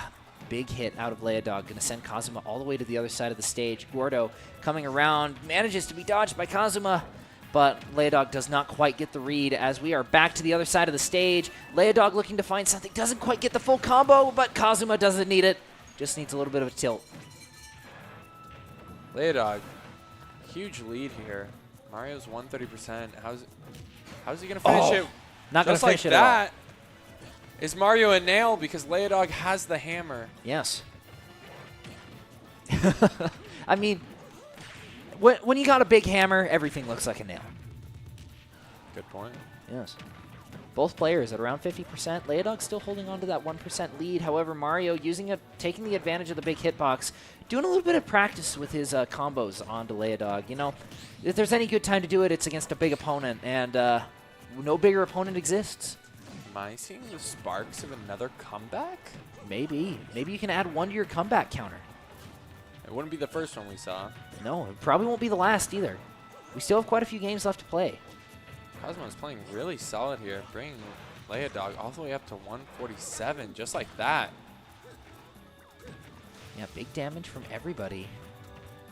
Looking to float on up, but Just oh like man. that. Wow. Managed with the headbutt, Kazuma is going to finish that one out. We are back to even, 1 stock to 1. Kazuma and Leodog. This is the tournament life on the line. Who will play Melfor? Will we see the rematch at the beginning of Kazuma v Melfor, or will we see a return of an old player versus a new one returning? Leodog still looking to find anything, but Kazuma is not letting him have an inch. The hammer does come down, does do a little bit of damage. We see Leodog take the lead back. Gordo comes through, but the hammer, man. What a performance from Kazuma, though. Bringing it that close, 1 stock apiece. Yeah, that is what you want to see if you are DDD. A little bit of hammer time never hurt anyone except for except for Mario. That's the only person it's ever hurt in this match anyway. Yeah, Leodog picking up some volleyball skills from Mario there. Yeah. Hitting that spike. And Melfor winning his match as well. So we're going to see a Boise State losers final. Both players. Oh, I thought that was game 5. I thought that was game 5 as well. Oh, I guess that was game 4. I guess I was wrong. Oh, this is game 3. This game. Wow, we got lost in the free talk I there. Dude, I don't know what round it is. All that matters is we're here and now. Okay, so we're on round Fantastic 4. All right. Oh, we're on round 5. Okay, I was right. This is round 5. Kazuma pulling up the Rob here. We get to see a heavy matchup. But Leodog handling this Rob perfectly. Yeah, lots of damage coming through on both sides. However, Kazuma looking a lot worse for wear compared to King DDD. I'm surprised we didn't see the Rob mirror match for the one time. I think that would have been funny. I would have loved to see yeah. a mirror match. But an up air is going to send Kazuma over to the other side of the stage as Leodog's still looking to find his way in to this matchup. Big damage coming in from the Rob. Leodog still looking to find his way in. Is able to get back to stage. Kazuma missing the ledge guard. Wow. What nerves from Leodog. Really taking his time, waiting for that big recovery. Hammer. Hey, what better way to temper steel than with a hammer? Exactly. Kazuma, though, just needs to get this first stock, get a stock out of the way, and get moving and get this momentum rolling. He gets eaten. That can't taste too good. I don't like the taste of metal personally. I don't know what DDD is. I'm pretty sure that insinuates something else. You know, cut in the mouth. Oh, I do know what you're talking about. like the taste of blood. Yeah. Kazuma. Yeah, Kazuma already down to his last stock. However, takes Leodog to his second. So it'll be an interesting way to close some stuff out. Does get the swallow off. The Gordo does get reflected back. Doesn't find its mark, though. Kazuma still in control of the match just a little bit. However, Leodog racking up the damage. So what's the total here? Leodog is at 2, if I'm correct, right? I believe this is map 5. I believe this is round 5. I was told this is round 5. I'm rolling with that. If it's not, we're closing it out anyway. We'll just say whoever wins this one wins it. The round, not the whole series. I feel like you got to make that clear. Oh, Kazuma, spin to win. Kazuma putting up a great fight at such a high percentage on one stock. Hate crime to Gordo. It did nothing to deserve that. But already, Leodog down to his last stock. Kazuma down to his last stock. Ooh. Looking a lot worse for wear than Leodog is. However, great Leodog timing on that block. Did you see that block from Rob? Yeah. It's what's been allowing him to stay in the game, just being able to block everything. Can't block in midair, though, and that's going to lead Leodog to finally winning the series. So, where we're at, we're going to see a Boise State. Yes. For real this time. Losers final. Melfor, Leodog. Who do you think Melfor starts? Banjo. Banjo? He started every series so far with Banjo, so I'd imagine he continues the trend, keeps it rolling. So let's take a look at the bracket here. We got Melfor, Leodog, losers semis, and winner of that is going to play the winner of the. Or so. No, the loser of winners final. Yeah. OPZ versus PAL. Yeah, we're gonna watch losers semifinals, and then we're gonna go into losers finals, and then that will determine who goes to grand. What's your prediction for grand finals? That's a hard one. Because You know, wasn't your initial my prediction Melfor and Leodog? Yeah, my initial prediction was Malfour Leodog. Obviously, that can't happen now. I think, though, from what we've seen so far, the grand finals are going to be the same as the winners' finals. I don't see Melfor or Leodog beating the two people that beat them the first time. I think they're good players. However, I just think that the other two guys were in a little bit better position to win. Yeah, Pow and OPZ. Yes, those two. Yeah, and looks like I was right on one thing, though. The banjo start. We got the blue banjo this time, though. Blueberry Bear. We love Bear. Duh, Bears. Beat duh, Penguins. I bet for all my Chicago Bears fans out there, I'm sure you haven't heard that in a while. The Bears are winning. Not only that, the Hawks are winning, too. Yeah, the Hawks are winning. You know, Chicago is not in a bad spot this year. I mean, usually they have really bad sports teams. I mean, they're still not amazing, but they're not too bad. Yeah. You could watch the games this year. Yeah, they're not just. It's not just they're gonna lose. Yeah. Yeah, Melfor and Leodog both sitting at around the same stock percentage. Looking over at the other game as well, we're seeing the Snake and Steve battle of the S's, and it does look like both of them are still playing fairly similarly. But Pow is going to take the first stock. Amelia is OPZ, if I'm correct, right? I would agree with you. Yes. All these players are trying to test their skills, switching their names up. It's like a memory matching. Yeah. It's like those games where like you flip over cards and it's like, oh, you got the wrong one. You fail. But instead of... Steve is already at Diamond Tools on only at 45%. Yeah, he still had the diamond left over from when he got the stock taken as well, which definitely helps out. Melfor, Leodog both sitting at 2 stocks as well. However, Leodog still trying to get a stock, looking to get a stock here. Doesn't quite find it. The Gordo comes through, shielded off by Melfor. Lots of damage from both parties, both keeping it very consistent. However, Melfor taking the lead just a little bit on percentage. And that's going to be another stock for Melfor. Melfor, 2 stocks. Leodog, 1. Melfor, also a big lead. But Leodog has something to say about that. Holding that ledge. Yeah, both players doing a pretty good job at holding the ledge. Unfortunately for Melfor, Leodog just does it a little bit better on account of his kit. However, I will say Melfor still being at 2 stocks is quite the advantage compared to Leodog. The grenade does get thrown right back at him as he's forced to use a Wonder Wing and his jump in order to get up. And, oh, it puts him right in line of fire for the hammer. And just like that, practically back to even. 1 stock apiece, Leodog. Pow is about to 3-stock Steve. Oh my gosh. Sitting at almost 200%. Any hit will spell doom for Steve. Like that spells doom. But still being up a stock is very good, especially in the winners finals. Melfor the Steve killer, more like Pow. Pow the Steve Punisher. Ooh, I like that. He's no hero, he's the Punisher. He punishes. Wow. He punishes Steves.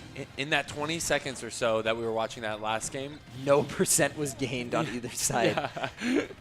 I feel like we've been watching one big game of chicken. Like, oh, come hit me. Oh, come hit me. You won't do it. Oh, you won't come hit me. For sure with this Leodog Melfor matchup. Yeah. I mean, snake matches are already just kind of a game of chicken, and already we're at 1-1. Wow. Man, Pow might just blow his entire lead here. Pow. Come on, Pow. Almost getting the 3 stock, but now it's 1 stock apiece. Only has a 60% lead. 66. Yeah, 66% lead. Looking to just trying to keep it. If he gets, it's Steve already at 100%. That's a pretty easy spot to get a kill from if you're someone who's lobbing explosives like you should be on Steve. Manages to thread the needle, but the nerd pull is too strong and doesn't quite let him in. The minecart comes through, trying to get a little space for Amelia. However, the grenades are coming in, and Steve is able to get him in the minecart. Not able to finish it off, though. All those Steves making a great comeback. I got to say, I'm rooting for Pow. Oh, Leodog's going to finish out the first game. Pow's been playing very he's been dominating, is what I'm trying to say.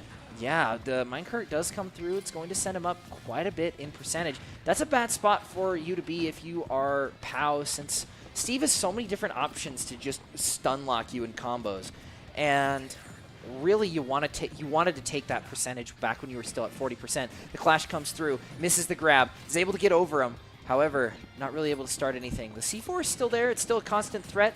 The minecart does bounce off a few walls, gain a little bit of momentum, is not going to find its mark in Pow. However, the pickaxe will. And that was a sneaky C4 there from Pow. It almost blended in with the platform with the metal trim. And it was back. This same spot. Unfortunately for him, Amelia not quite playing where he'd want it to be. Still holding a grenade, is going to be pushed up and above. The grenade, or the anvil coming through, isn't gonna find its mark. But Steve just mining away. Doesn't know what he'll mine, but he'll mine this anyway.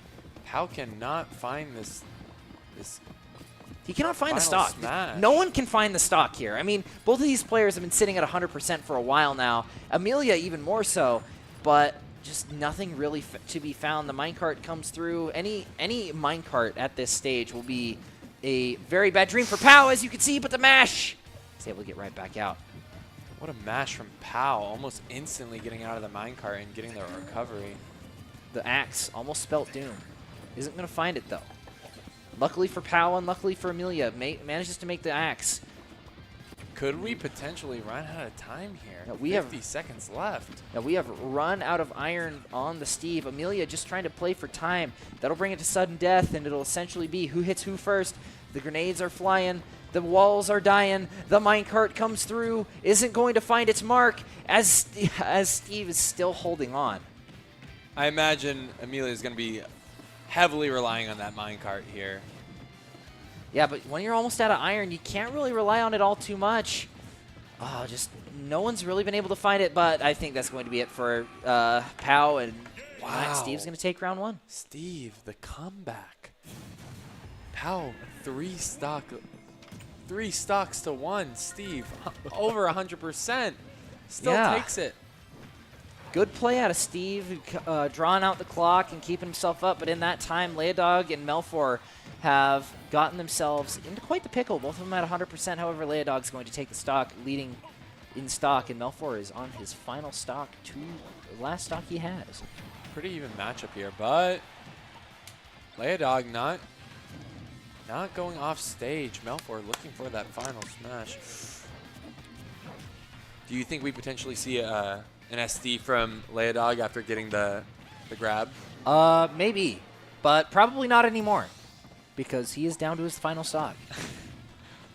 Also, I think we would if we saw it at 2. The reason I don't think we'll see it at 1 is just because if both you and your opponent go into the blast zone, the person who did the grab, so in DDD in this case, would be counted as dead first.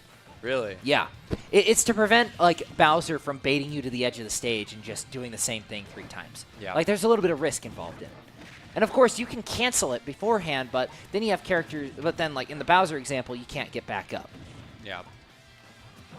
Melfor really struggling to find his placement here. He's not really been able to get good, meaningful damage onto Leodog. However, Leodog has not found himself with that same problem. He's been able to really mess with Melfor's positioning, especially in this game, as the hammer, it's hammer time. Leodog not giving an inch here. Melfor is setting up shop on that ledge. Not anymore, though. Good setups from Melfor. Yeah, Melfor is able to do quite a bit in this matchup, and he's doing a lot more than I've been giving him credit for. He's been able to claw back quite a bit of percent, already getting Leodog up to 100%, able to cancel out the Gordo. However, Wonder Wing's going to bring him back onto stage. And that is his last one. Yeah, both of them are at their last stock, 130% at the least. Melfor out of Wonder Wings, out of really good killing options. However, the hammer is always present. That's going to do it. It's the hammer! Melfor. Dude, he's real! Melfor, my initial pick is out. No, not yet. Oh, not yet. You still got one more round. One more round. However, best of 5. Pow and Amelia going into their round 2. Both of them down to their second, or Amelia down to their second stock. Pow still sitting pretty at 3. And the grab is actually going to push Amelia down to their last stock. But we saw this before. And Pow choked. Can Amelia feed them the chicken that'll make them choke? Surely he doesn't again. Steve's lava chicken. No one mentions how big a choking hazard it is. Pow. Not trying Ooh. to recreate history. Yeah, history doesn't repeat itself in every regard, and Pow looking to redeem himself just a little bit. Back to Minecraft movie references. Steve whipping out the flint and steel. Good ledge guard. Flint and steel. Jerk and jock. Pow. Yeah, Getting Pow the face jockey. stock. Just managing to hit him through the ledge, and that's what you want to see if you're Pow. Close it out quick. They even things up. Currently 2 games in. We're 1-1. Still need to get 2 to win. Back to Melfor Leodog. Melfor taking the early advantage here, but all DDD really needs is 2 good hits, and then that is a even game. However, with Melfor getting a good grab, it's going to really increase the percentage for both these players. Ooh, good stick. Melfor. Good stock. Right in the ground. Putting him 6 feet under and then bashing him with the bird. Good thing PETA isn't around, otherwise that would be quite the animal rights complaint. But I guess it's bird-on-bird violence, so maybe it will just be chalked up as a nature thing. And that's really a huge stock here, as Leodog on DDD can take a lot of damage. And both these players have been playing incredibly close. Both games have gone down to the wire, being 100% at the very minimum, 1 stock apiece. So unless Leodog is able to claw back 2 stocks, I see this going the way of Melfor. Already at 56% on his second stock, Leodog really needs to close out Melfor's first so he can start ticking down on that second. Gordo comes through, is able to give him a little bit of space, but is it what he needs? Melfor is not going down without a fight. Ooh. Trying to make the most out of his first stock. It's like a golf swing. Just teed it up with the Wonder Wing. Just a hole-in-one. Melfor really dominating here, but Leodog is beginning to get high percentage. At kill percentage. Yeah, big damage from both players, and Gordo comes through. Ooh, gets hit by the super-powered Gordo, but bounces it right back. Both players sitting at red percentage. 87 for Melfor. He is leading, and that's going to be enough to take the stock. Leodog needs to find it here if he wants a chance at the comeback. Melfor still looking for it. Gets swallowed. Gordo comes through, hits him off. Wonder Wing is able to save him from it, but now he can't really use the ledge to his advantage, and that's going to lead. Oh, Leodog can't really get to it. Ooh, big slam. Big slam out of Leodog. 1-1. 0-0. Melfor Leodog. This is for the beans. Leodog wins this one. Melfor is completely knocked out. Melfor still fighting for a chance to keep himself in this tournament, up to 21%. Both players at around the same percentage point. However, Leodog can take much more of a punishment and still be good for the game. Leodog takes this, they win the series. If I'm Yep. correct, right? You would be correct. Oh, Leodog looking to get the swallow. Doesn't find anything, but he's really high up in percent. Melfor in a good position. However, he was in the same position before, and it did not quite go his way, but a good parry is going to prevent the bomb from doing any damage to him. But Leodog is not so lucky when it comes to the parry. Melfor looking for a little bit more damage. Does find it. Misses the second time. However, in a good position to close things out if he can just get it in. Oh, gets the swallow on the Wonder Wing. Melfor is clawing his way back into the series. Leodog is at a high percentage. Can he take it and bring it to game 4? Both of them clash. Not really going. No one really gets the advantage there. Melfor trying to take the high ground might be better off when you're playing DDD. However, he's not really able to capitalize on it. Running around, using the bombs to his advantage, but they're just not zoning out as much as the big spiky balls. And Leodog is still holding in. Both players are still holding in very well. Both players at kill percentage. It's anyone's game. Who's going to get it first? Oh! And it's going to be... Big damage. Oh, Oh, the no, Wonder gets knocked Wing. back. The super armor on the Wonder Wing. You love to see it. And the throw is going to give it to Melfor. We're going to game 4. Wow, what a quick turnaround there. Yeah. I thought Melfor was done for. The Wonder Wing. There's a reason you can only use it 5 times. Yeah, it's very good. You get a lot of armor off of it. And from the looks of things, Pow and Amelia going at it once again. Back to 1-1.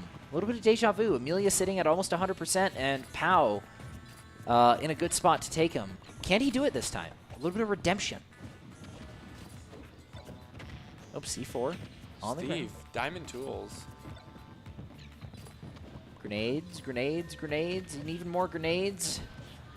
Nothing really found. Oh, on top of the C4. Can't really use it, though, because he'll blow himself up, too. That's the thing about C4. You got to bait him into the trap without putting yourself into it. But, oh, man, Amelia. Wow. Taking another game. What a comeback. Started that last stock battle with 98% to 0. Yeah. I believe that was game 3. So we have 2 games where it is currently 2-1. However, Melfort taking a lot of damage to Leodog here. Wonder Wing going through, gets right into the grab as the hammer. Looking to close things out, isn't quite going to find it, but Melfort looking to claw his way back. The eggs, so many eggs. Buy one, get a dozen free, almost breaking the shield, but not going to quite find it. Melfor. Very resistant here. Oh! He gets sat on. Unfortunate for Melfor, but very fortunate for Leodog. Lots of damage from both sides. Melfor in a better position to take the stock. However, it's going to take a little bit more percent in order to reliably get the kill. Big hammer time into the throw, into another hammer, into another Gordo. Oh, the jet hammer. Is it going to find? No, it's not. It's going to get Wonder Winged. I really want to see Game 5 out of this series. I'm not going to lie. So I'm rooting for Melfor 100% here. I would be lying if I said I wasn't as well. I mean, we've seen the comeback before, and unfortunately for Leodog, I think the eggs are going to do him in. Speaking of eggs, yeah, jeez. Scrambled Leodog down there. Yeah. Unfortunately, he wasn't hard-boiled enough. Some might say he went a little too over easy on him. and maybe that stock was a bit poached too. I wonder how many egg puns I can fit. I can't even think of one. What? I can't even think of one. Oh, come on. You got to think on the sunny side. All this food talk is making me so hungry. I was hungry going into this. I'm even more hungry now, but Leodog is also hungry for the kill, taking him in, just trying to sit on him, doesn't quite get it, but rolling in with the great DDD pose. Oh, manages to get the grab. Leodog is having great timing on those heavy smashes guarding Ooh, ledge. just comes up just a little bit too late. Melfor does get the Wonder Wing. Oh, I didn't even know that could go through the stage. Even Steven without the Steve.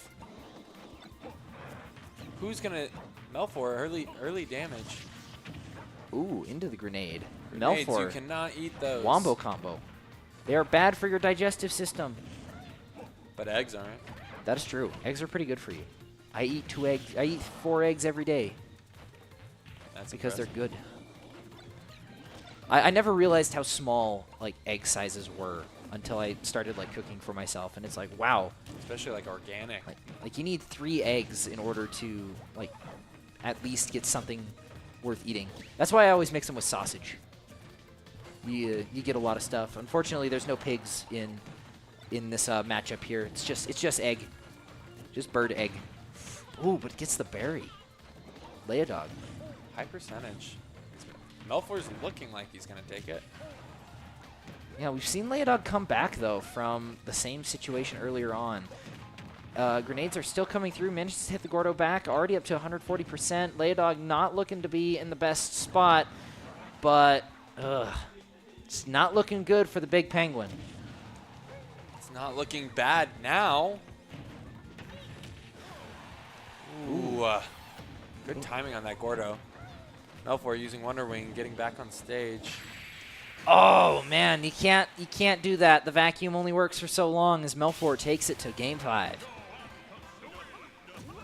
Now, I'm excited. Yes. Exactly the outcome I was looking for. From the looks of things, we might see a second game 5 out of Steve and Snake as well. If this goes the way that I think it will. But we have seen Pow be in this situation before, get taken down to 1 stock, and Amelia take it. That's the thing about Steve. Be Very in good this at situation comebacks. with an extra stock and still. Yeah.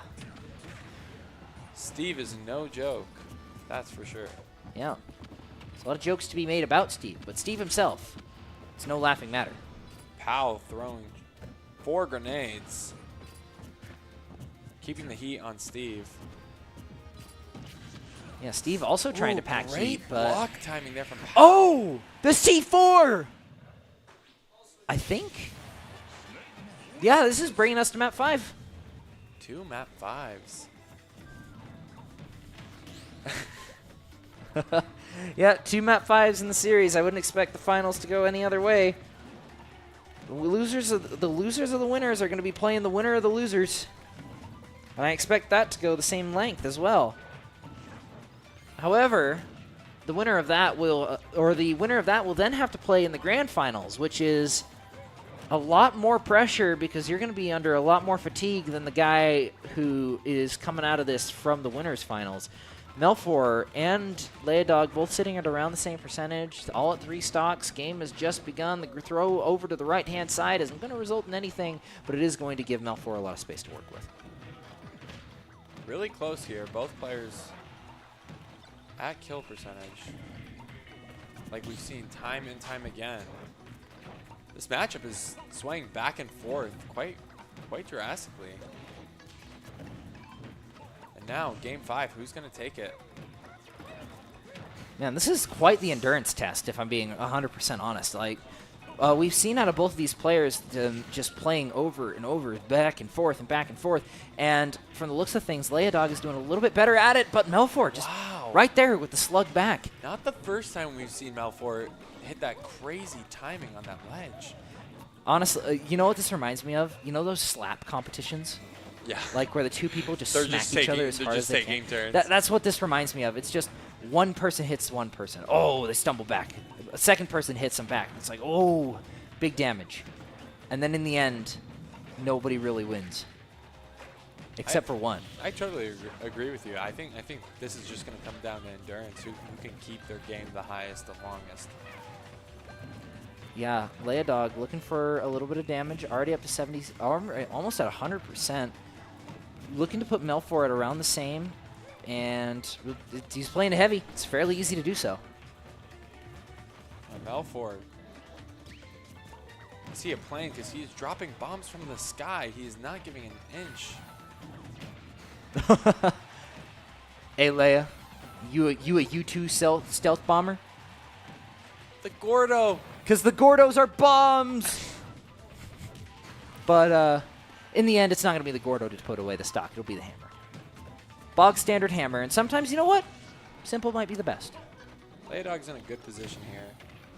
Oops, spits the grenade back at him, but that super armor is just going to keep Melfor up just a little bit longer. The aerial is going to allow Leodog to get right back onto stage, but the throw from Melfor pushing him right back over to that right-hand side. Leodog burned one of Melfor's Wonder Wings. I don't know if you caught that on the Oh, ledge. yeah. He tried to use it in the startup, and then just a little bit of an aerial was enough to take it away. Already at 170%, just about anything's going to take him down, but apparently an empowered Gordo isn't going to. I'm a little surprised on that one. And that's a huge... Oh, from off the stage! Leodog continues forward. Leodog more like Tiger Woods. Did you see that chip shot? Yeah, from downtown. And another script flip, it's going to be Amelia with 2 stocks compared to Pow's 1. Can he pull it back? Can he replicate Amelia coming back with a stock deficit? Lots of damage from both sides. However, Amelia can afford that damage. Pow can't. Grenade? Almost definitely can't. I think Pow's going to try and play this one more passively and just chip damage off. Thing is, Steve thrives in that environment too, so it's kind of a lose-lose if you're Pow. You want to play it safe, you want to play on the other end, but then Steve can just farm materials and get all the best materials completely for free. But then again, if you run down, you're risking the chance at giving yourself a lot of percent, and even if you get the stock, I mean, Steve is really good at running you down and getting you in those combos like we saw with the axe. It's a double-edged sword. You're totally right. Double-edged Steve. Double-edged diamond sword. Weave. Fortunately, there was no weave on that minecart as Pow takes it. However, I will say, Amelia's taking a lot of percent in the pursuit of mining they craft. Craft and they mine. I think Amelia is well aware of the lead and trying to take advantage of that to the fullest and just building, getting. Oh, yep, you are 100% right. As Snake is still alive. Wow. Nope, not anymore. Amelia will be going on to the winners finals as Leodog and Steve will be playing or Leodog and Snake, DDD versus Snake. Wow. In the losers finals. That's both our Steve Killers gone now. Yeah. Let's see if Leodog can take the title. Take the throne. Take the crown. Honestly, this could shape out to be how I predicted for the final round. However, there's a very good chance that Leodog pulls this one through. This is a rematch of the winners semifinal. It'll be Snake versus DDD. However, breaking out the Rob instead of the DDD this time. Who is going to take this one?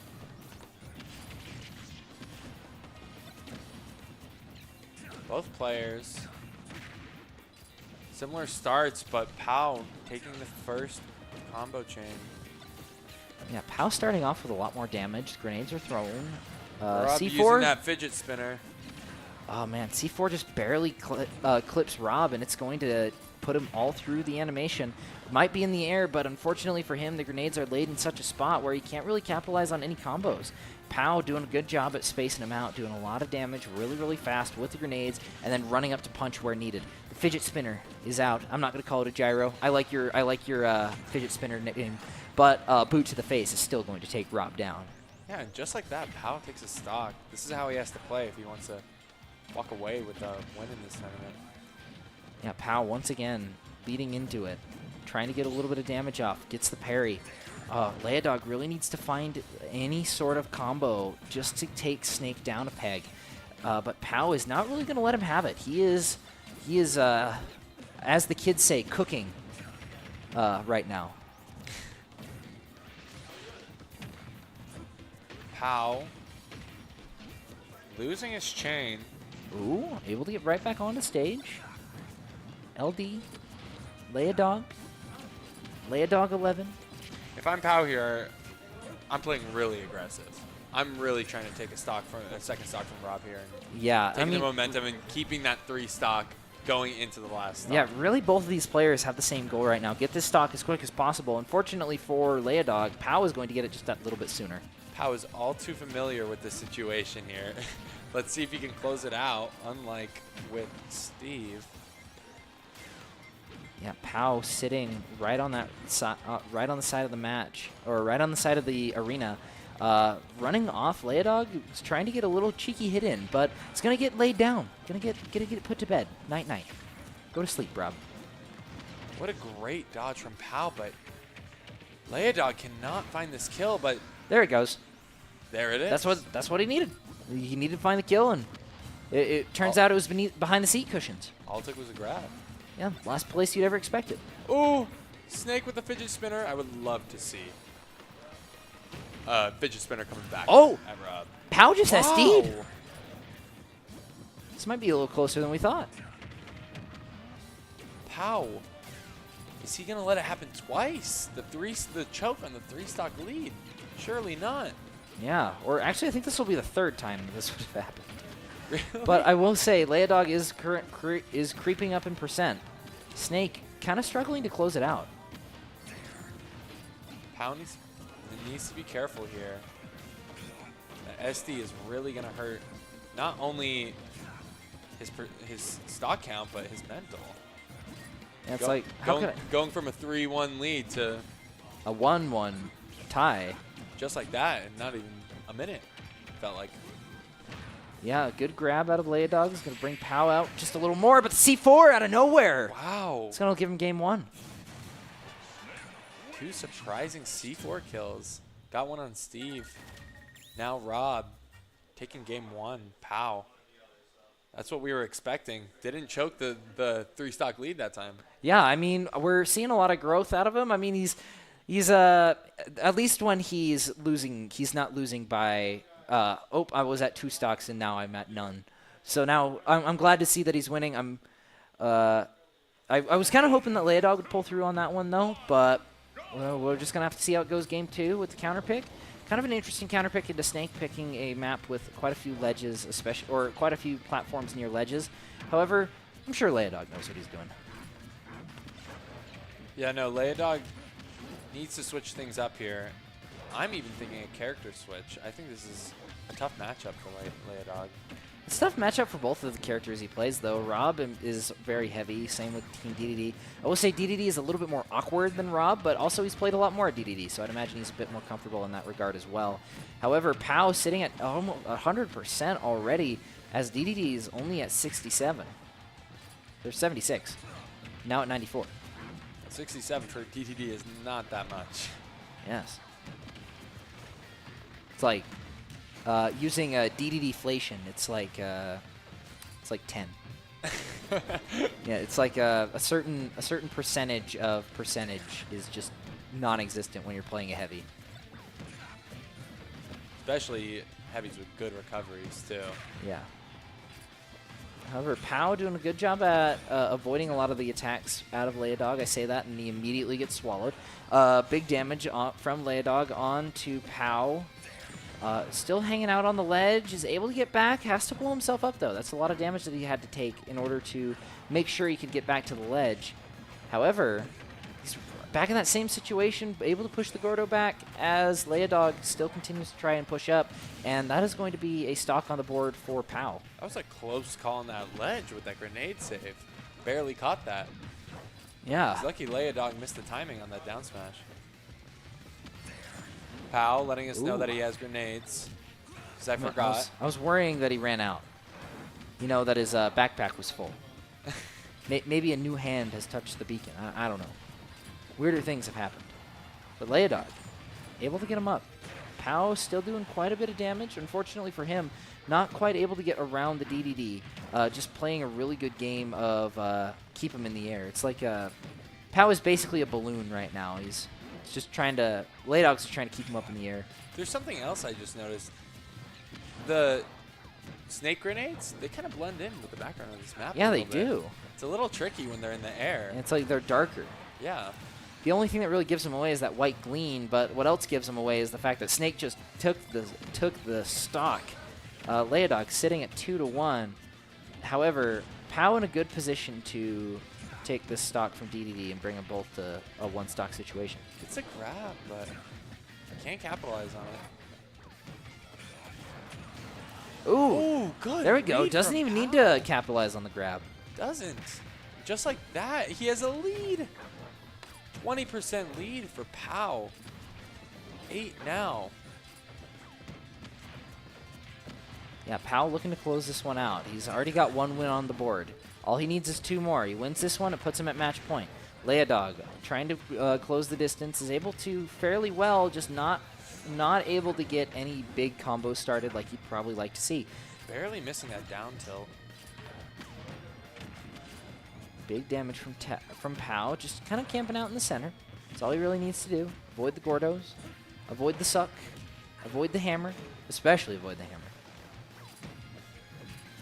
Those Gordos have been a nuisance for every matchup all night. Ooh, C4. Leodog really showing. Another C4. Another grenade. The dive rocket launcher. Oh! And he gets hit by the Gordo as well. He can just not dodge very much of this stuff as Leodog continues to just throw stuff at him. Game 2 coming down to the wire again. I feel like all these games tonight have been so close. It's almost like it's scripted. Yeah, big damage out of Leodog. Unfortunately for him, Pao is going to get the grab off. Able to safeguard his recovery with a little bit of a Gordo. However, Pao is going to finish it out with a final kick as we move in to match point. Wow, what a performance from Pao. Yeah. It's a 2-game lead. Yeah, very good performance for Pao. If I were him, I'd want to close this next one out as quick as I can, so that way I'm still good for the final round. That final round is going to be the hardest one. I mean, you've already played so many games. You've played one more game than your opponent. One more game that, I mean, it's only 3 rounds, or in the best case for Pao, it's only 3 rounds. However, you still gone those 3 rounds, especially after a very close 5-game series. I mean, going straight back into the Same next map. game. Same map, yeah. Interesting. Maybe Pow heard my grenade tip. Maybe. Maybe that might help him out too, but unfortunately for him, it won't help him out against the hammer. And doesn't matter if he thinks it's real or not, it is very corporeal as he's just taking hit after hit. But Leodog starting to receive the steel toe end of the boots, and Pow is starting to claw his way back in percentage.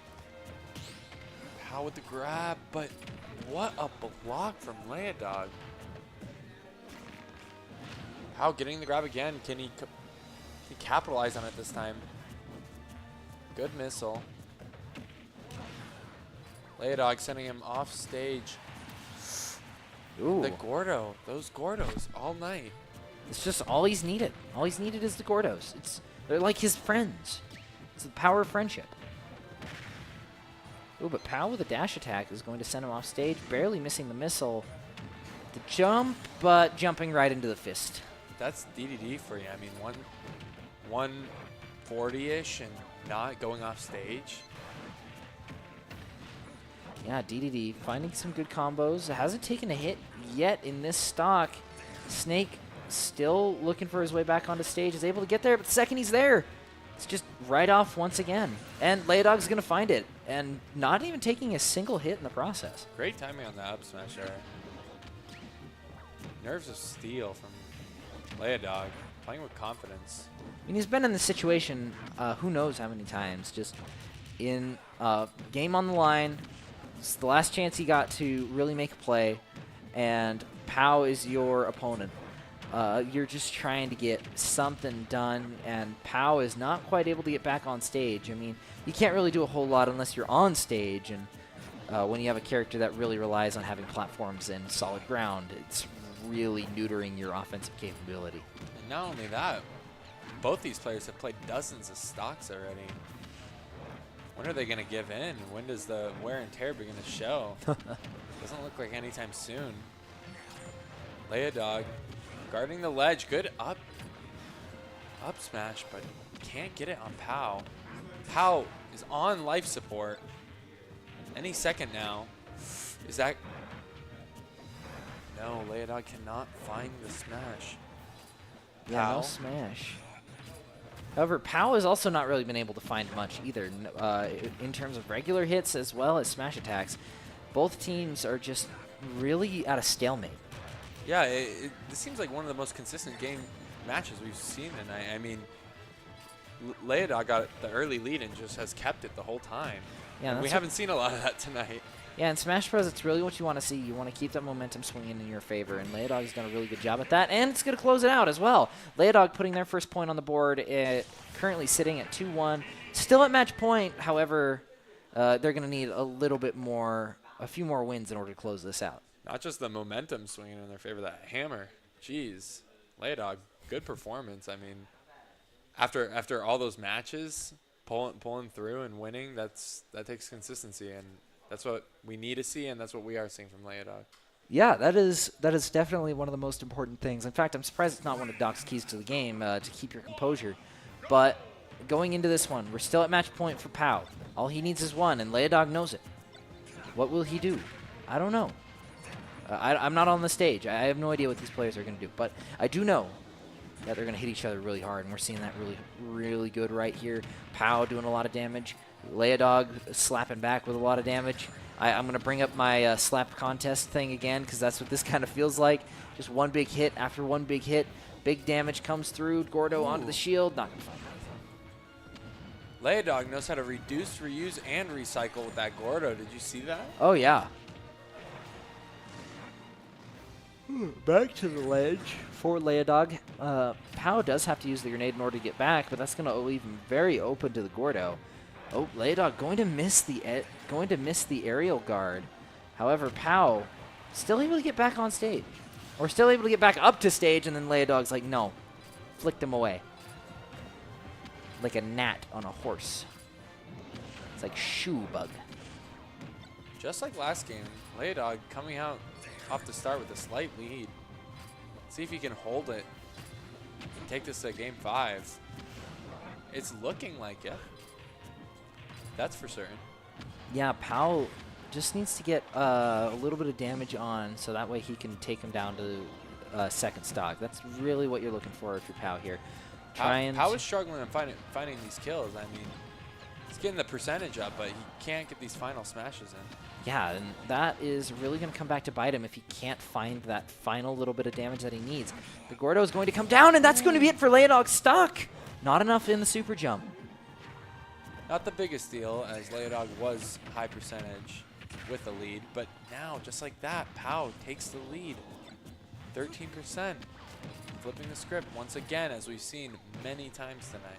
Yeah, but in the end, a 3-point percent doesn't really matter a whole lot when you're playing against a character like DDD who can take that all away in just a few seconds. He's going to miss the hammer, but he's going to hit the drone, and that's going to be enough to take Pao down to his final stock without the recovery.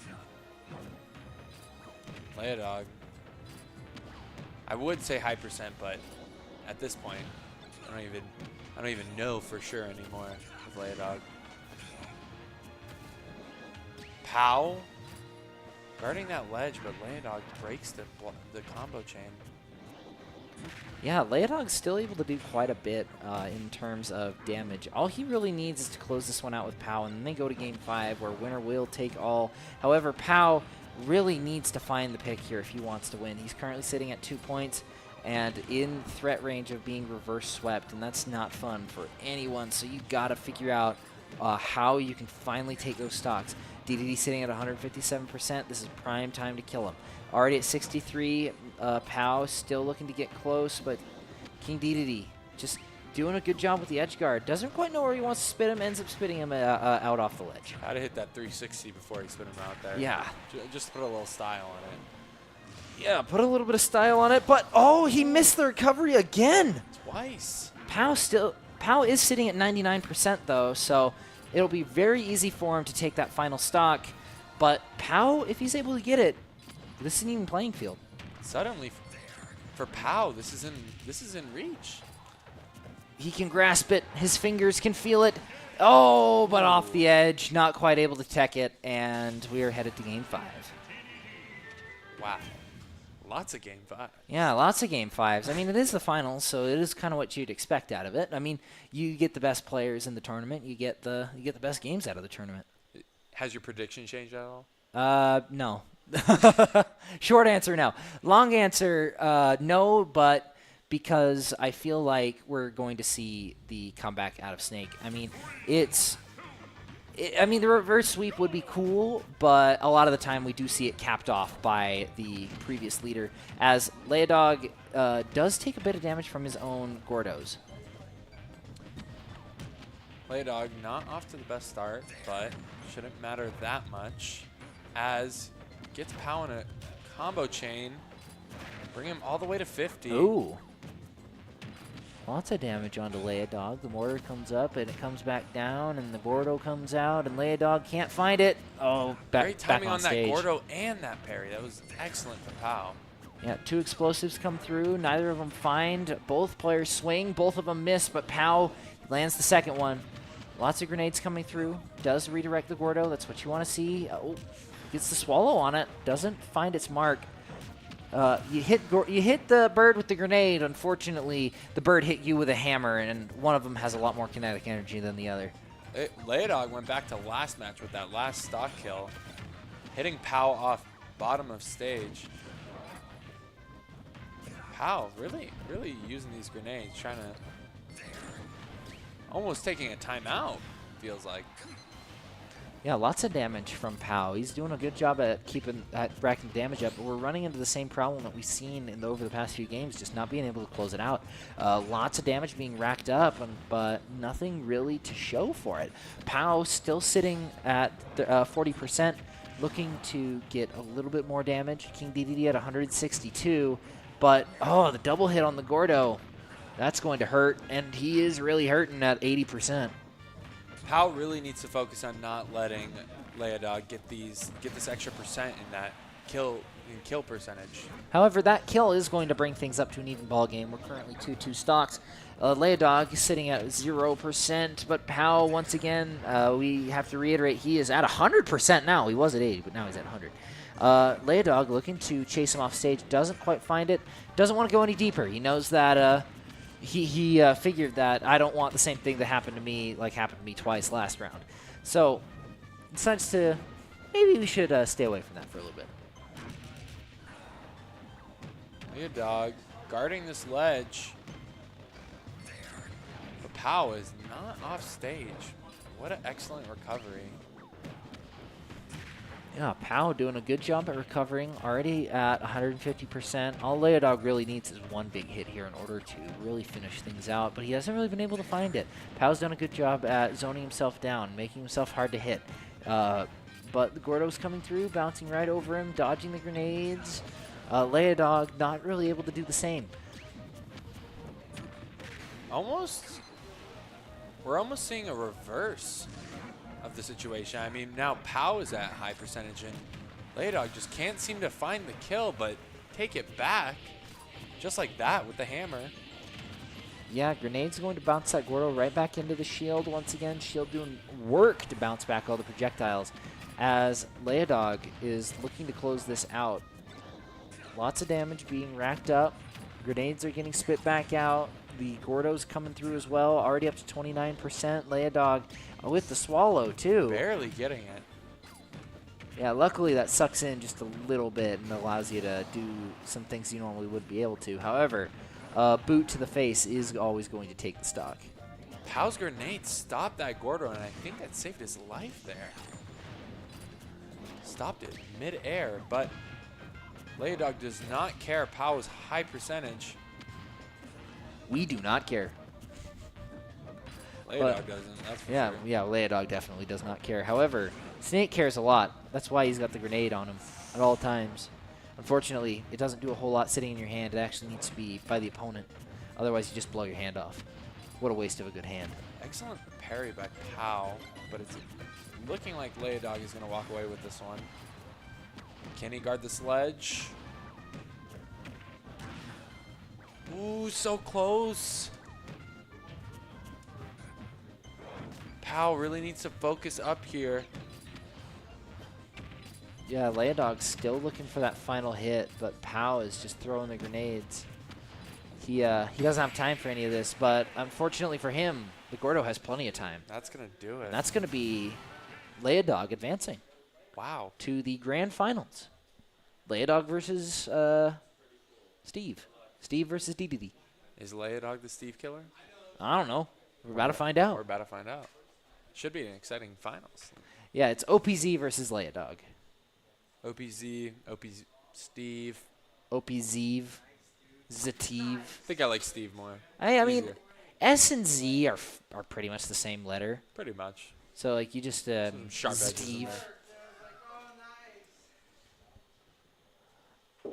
But Pow. we are about to get ready. What a performance from Pow, though. Yeah. Entertaining games. Very, very good games out of Pow.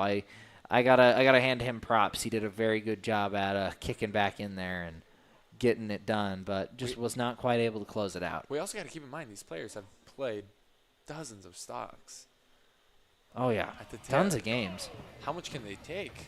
Yep, Amelia and Leodog both going at one another with the hammers. Who will win? Hammer v Pickaxe. Does look like the Pickaxe has a small advantage right now. Already getting Leodog up to 45% with the DDD, and showing off why Steve is kind of an annoying character to play against. I mean, he can basically make platforms in a platform fighter. Showing off why I really do not like Steve. Oh, and the nerd pull, but he's not going to find it. Unfortunately, though, for Leodog, it's a lot of damage that he has not been able to reciprocate quite yet. Wow. Steve with an early stock. And 40 already seconds diamond in. tools, too. It's crazy. It's like Crazy Frog. Not only Crazy Bird. is he low percentage, but he's set up quite nicely for this next Leodog stock. Yeah, big damage from Amelia. Leodog needs to find just a bit more damage to even things out before taking any more of his own, but that's easier said than done against this kind of character. Big damage comes through with the minecart, knocking him over to the left-hand side. Amelia over even farther. Anvil drops, the jump comes through, and on a silver platter and minced into salami. Wow, Steve only at 85% and already has Leodog at 1 stock. And scratch that, 103%. 103%.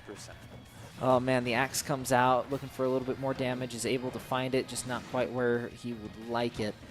A lot of time to mine has been given to him, and unfortunately for Leodog, that's exactly what Steve needs. Just needs the time to get the materials. But Leodog is going to find their first stock and take him out with a headbutt.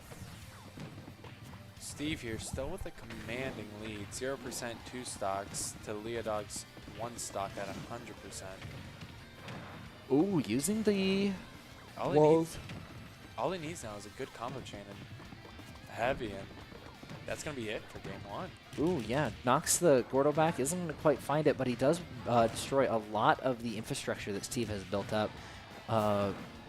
Shooting him over to that left-hand side, is able to get back with the recovery. However, ooh, that's what you want to see out of Leodog. A good, cheeky little hit, and that's what we've needed this whole game. Just Leodog to get a few kills here and there using the bigger hitboxes, using the bigger pieces of damage.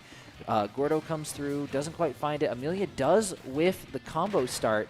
The grab into up air is coming through with the Gordo as a little bit of a garnish. Anvil is going to miss its target, but the pickaxe won't. Round 1 goes to Steve. Couldn't tell by the final score, but what a dominating performance. Yeah, I mean, we saw 2 good stock takes out of Leodog in the very end there. Just didn't quite happen early enough in order to sway the game in their favor. Steve, though, I mean, talk about Steve. Instantly, 40 seconds in, took a stock off Leodog. It was almost like that stock didn't even exist. Yeah, it's like bing bong, your stock is gone.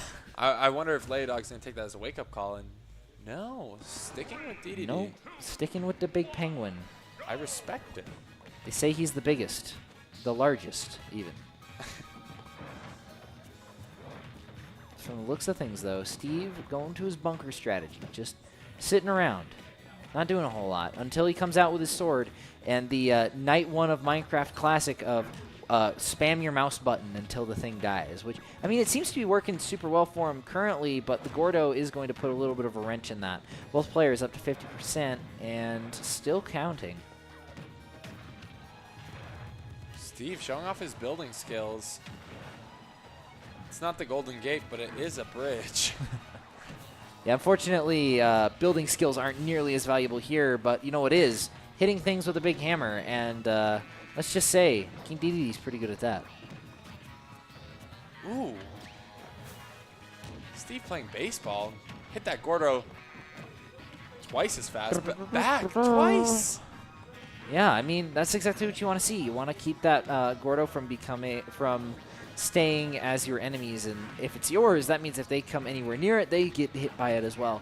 And it's something that a lot of DD players have to keep in mind, as Amelia does take their first stock of the round too. Both players sitting at 2 stocks. However, Leodog sitting at a much better spot, of course, is what I say, until Steve decides to put 70% on the board out of nowhere. It looked like Leodog was going to have a lead there for a second, but Steve just said no. No. No lead for you. No lead for you. Let me build in my diamonds. Ooh, but big damage comes through from the Gordos, and the Anvil is not able to land, and a good aerial is going to allow Leodog to take the lead once more. Leodog, high percentage, but not super. Steve, though, it does not matter with Steve. Steve will punish you at any time, at any percent, but wait. Yeah, lots of damage from Leodog onto Amelia. However, yeah, Amelia just hasn't been able to find it. Not able to get right back onto where they need to be as Leodog continues to rack up the damage. Big hit from him, big hit from Steve, but once again, we see DDD doing just fine until, nope, gold pickaxe was enough. I would say... Oh, but that's the game. Leodog takes the second round. Good thing I didn't say. Because I was going to say, I even though Steve has a 90% deficit. I with Steve especially, I think it's anyone's game. Oh, yeah, I do think it is as well. That one was played very, very close. I do think there were some mistakes made on the Steve's part, which, I mean, I'm welcome to. However, Leodog did play a little sloppy there as well. I mean, we saw a few hits that probably shouldn't have gone through. However, it's anyone's game still. It's 1-1 with 3 rounds still left in the tank. However, it's like we were talking about a little earlier. This will all come down to endurance. Who has the mental fortitude to stick in the game, stick on their A game, go the distance, going for speed. And unfortunately, speed seems to be going to Amelia as Leodog's already up to 100%. Is Steve Led Zeppelin because he just made a stairway to heaven.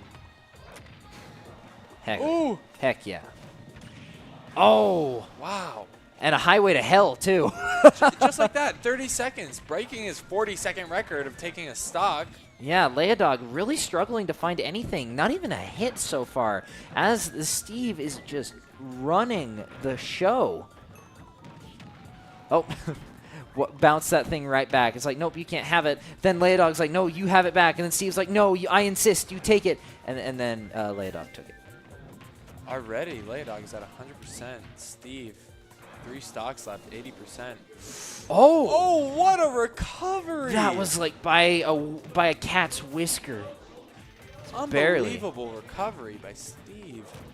Yeah, looking for another way to close out that stock. However, the minecart isn't going to be enough to do it as the Gordo will take it out. A throw out of Leodog is not going to be enough to take out Steve, but a good down special will. Steve still with a commanding lead, 100% on Leodog, 125 now. Just missing that anvil.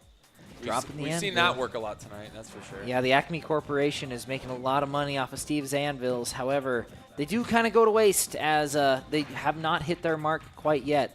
Leodog still looking to even things out. Steve looking to close out this one stock. However, easier said than done from both sides as Steve makes his great wall in order to farm more resources. Yeah, like you said, Steve is having trouble connecting with this next stock, but that's exactly what Leodog needs. Bringing Steve up to 60%, it's looking better. 2 stocks apiece. Ooh, big damage on the pickaxe, shooting him over to the left-hand side, already at 141%, and there we go. That's what he needed in order to close that out. What timing on that? Yep, big damage on the axe, taking up Leodog, and it's really helping that the large hitbox is making that easy to hit. The Gordo does come through, but it's launched back and very, very fast. Yeah, Steve has a very, very fast cast on his neutral attacks, so it makes it really easy to really hit those back and get a lot of value. But Leodog is going to whack him with the hammer. Both of them down to their last stock. Good, familiar situation, but the Gordo comes out of nowhere and actually hits Leodog right back in the face. Not what you want to see. Sucks up the Gordo, doesn't find the return hit. The iron blocks are going to make it hard to break through, and Amelia does get a few more hits off, or gets a few more materials, which is what they need at this stage of the game. Leodog sitting at 103%, DDD in a rough position. Steve getting fancy, using a lot of that iron, lots of anvils and minecarts, but Leodog still in it.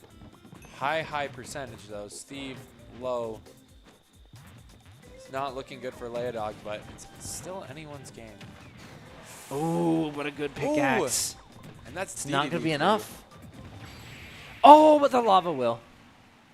The lava will be enough. Steve brings it to match point. Steve taking a note from Snake's book with all those explosives. Yeah, just using explosives. But he adds a little bit of a creative spice to the mix. Yeah, you know? he can a little build bit of bridges lava. too.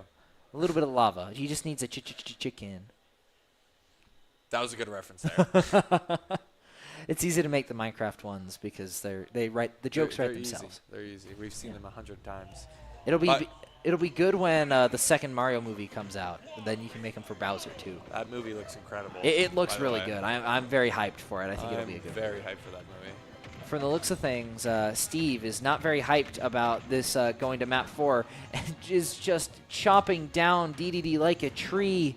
But this tree fights back just a little bit. It's like, no, I do not want to be cut down, and starts cutting Steve down to size instead. Is this best out of 5? It's best of finals? 5, yep. So currently it is match point for Steve. And with a Magma Block, it's getting a little bit closer, both players at around 100%. But Leodog Yeah. playing with his tournament career on the line. Not career, tournament run. life. Oh, looking to Ooh. up. Oh! Oh! Steve, why'd you do that? Mind games. Mind games. The art of war. You know your enemy and you know yourself. You need not fear 100 battles. Or something like that. I don't think he meant that for Smash Bros, but Getting it applies. philosophical. Oh, no! Oh, man, that is rough. DDD gets his jump canceled right before the ledge. And a good edge guard with a little bit of lava is going to get a lot more damage onto DDD than what he'd like as Steve continues to push the advantage. Hammer to the face is going to prevent any more damage from coming through, but a good block on the Gordo is going to lead to another combo out of Steve into that a it? spike, which is it. Oh! That's it, folks. Steve is your winner. What a Winner, ending. winner, lava chicken dinner. Built a lid for that jar at the end there. Yeah, I mean, I honestly expected you to be able to grab onto those blocks. I didn't know you could do that. I didn't know. I totally thought you could. Yeah. Well, congratulations to Steve for winning. Congratulations to Leodog for coming in second. Very good games all around. They went a lot more the distance than I expected them to. Yeah, no, there was definitely some pleasant surprises too, especially with Melfor and Leodog getting strong competitors and winners. Yeah, but that is going to be all for our Giving Games event tonight. Make sure you guys tune in tomorrow at noon because we will be starting yet another Super Smash Bros. Bracket at that time. We'd like to give another big thank you to our friends over at ICCU for helping us put on this event. And remember, if you want to donate in any way, we have the link that was on screen, and it goes a little bit, goes a long way. We appreciate all of the support, and make sure you guys tune in tomorrow for some more great Super Smash Bros. Games.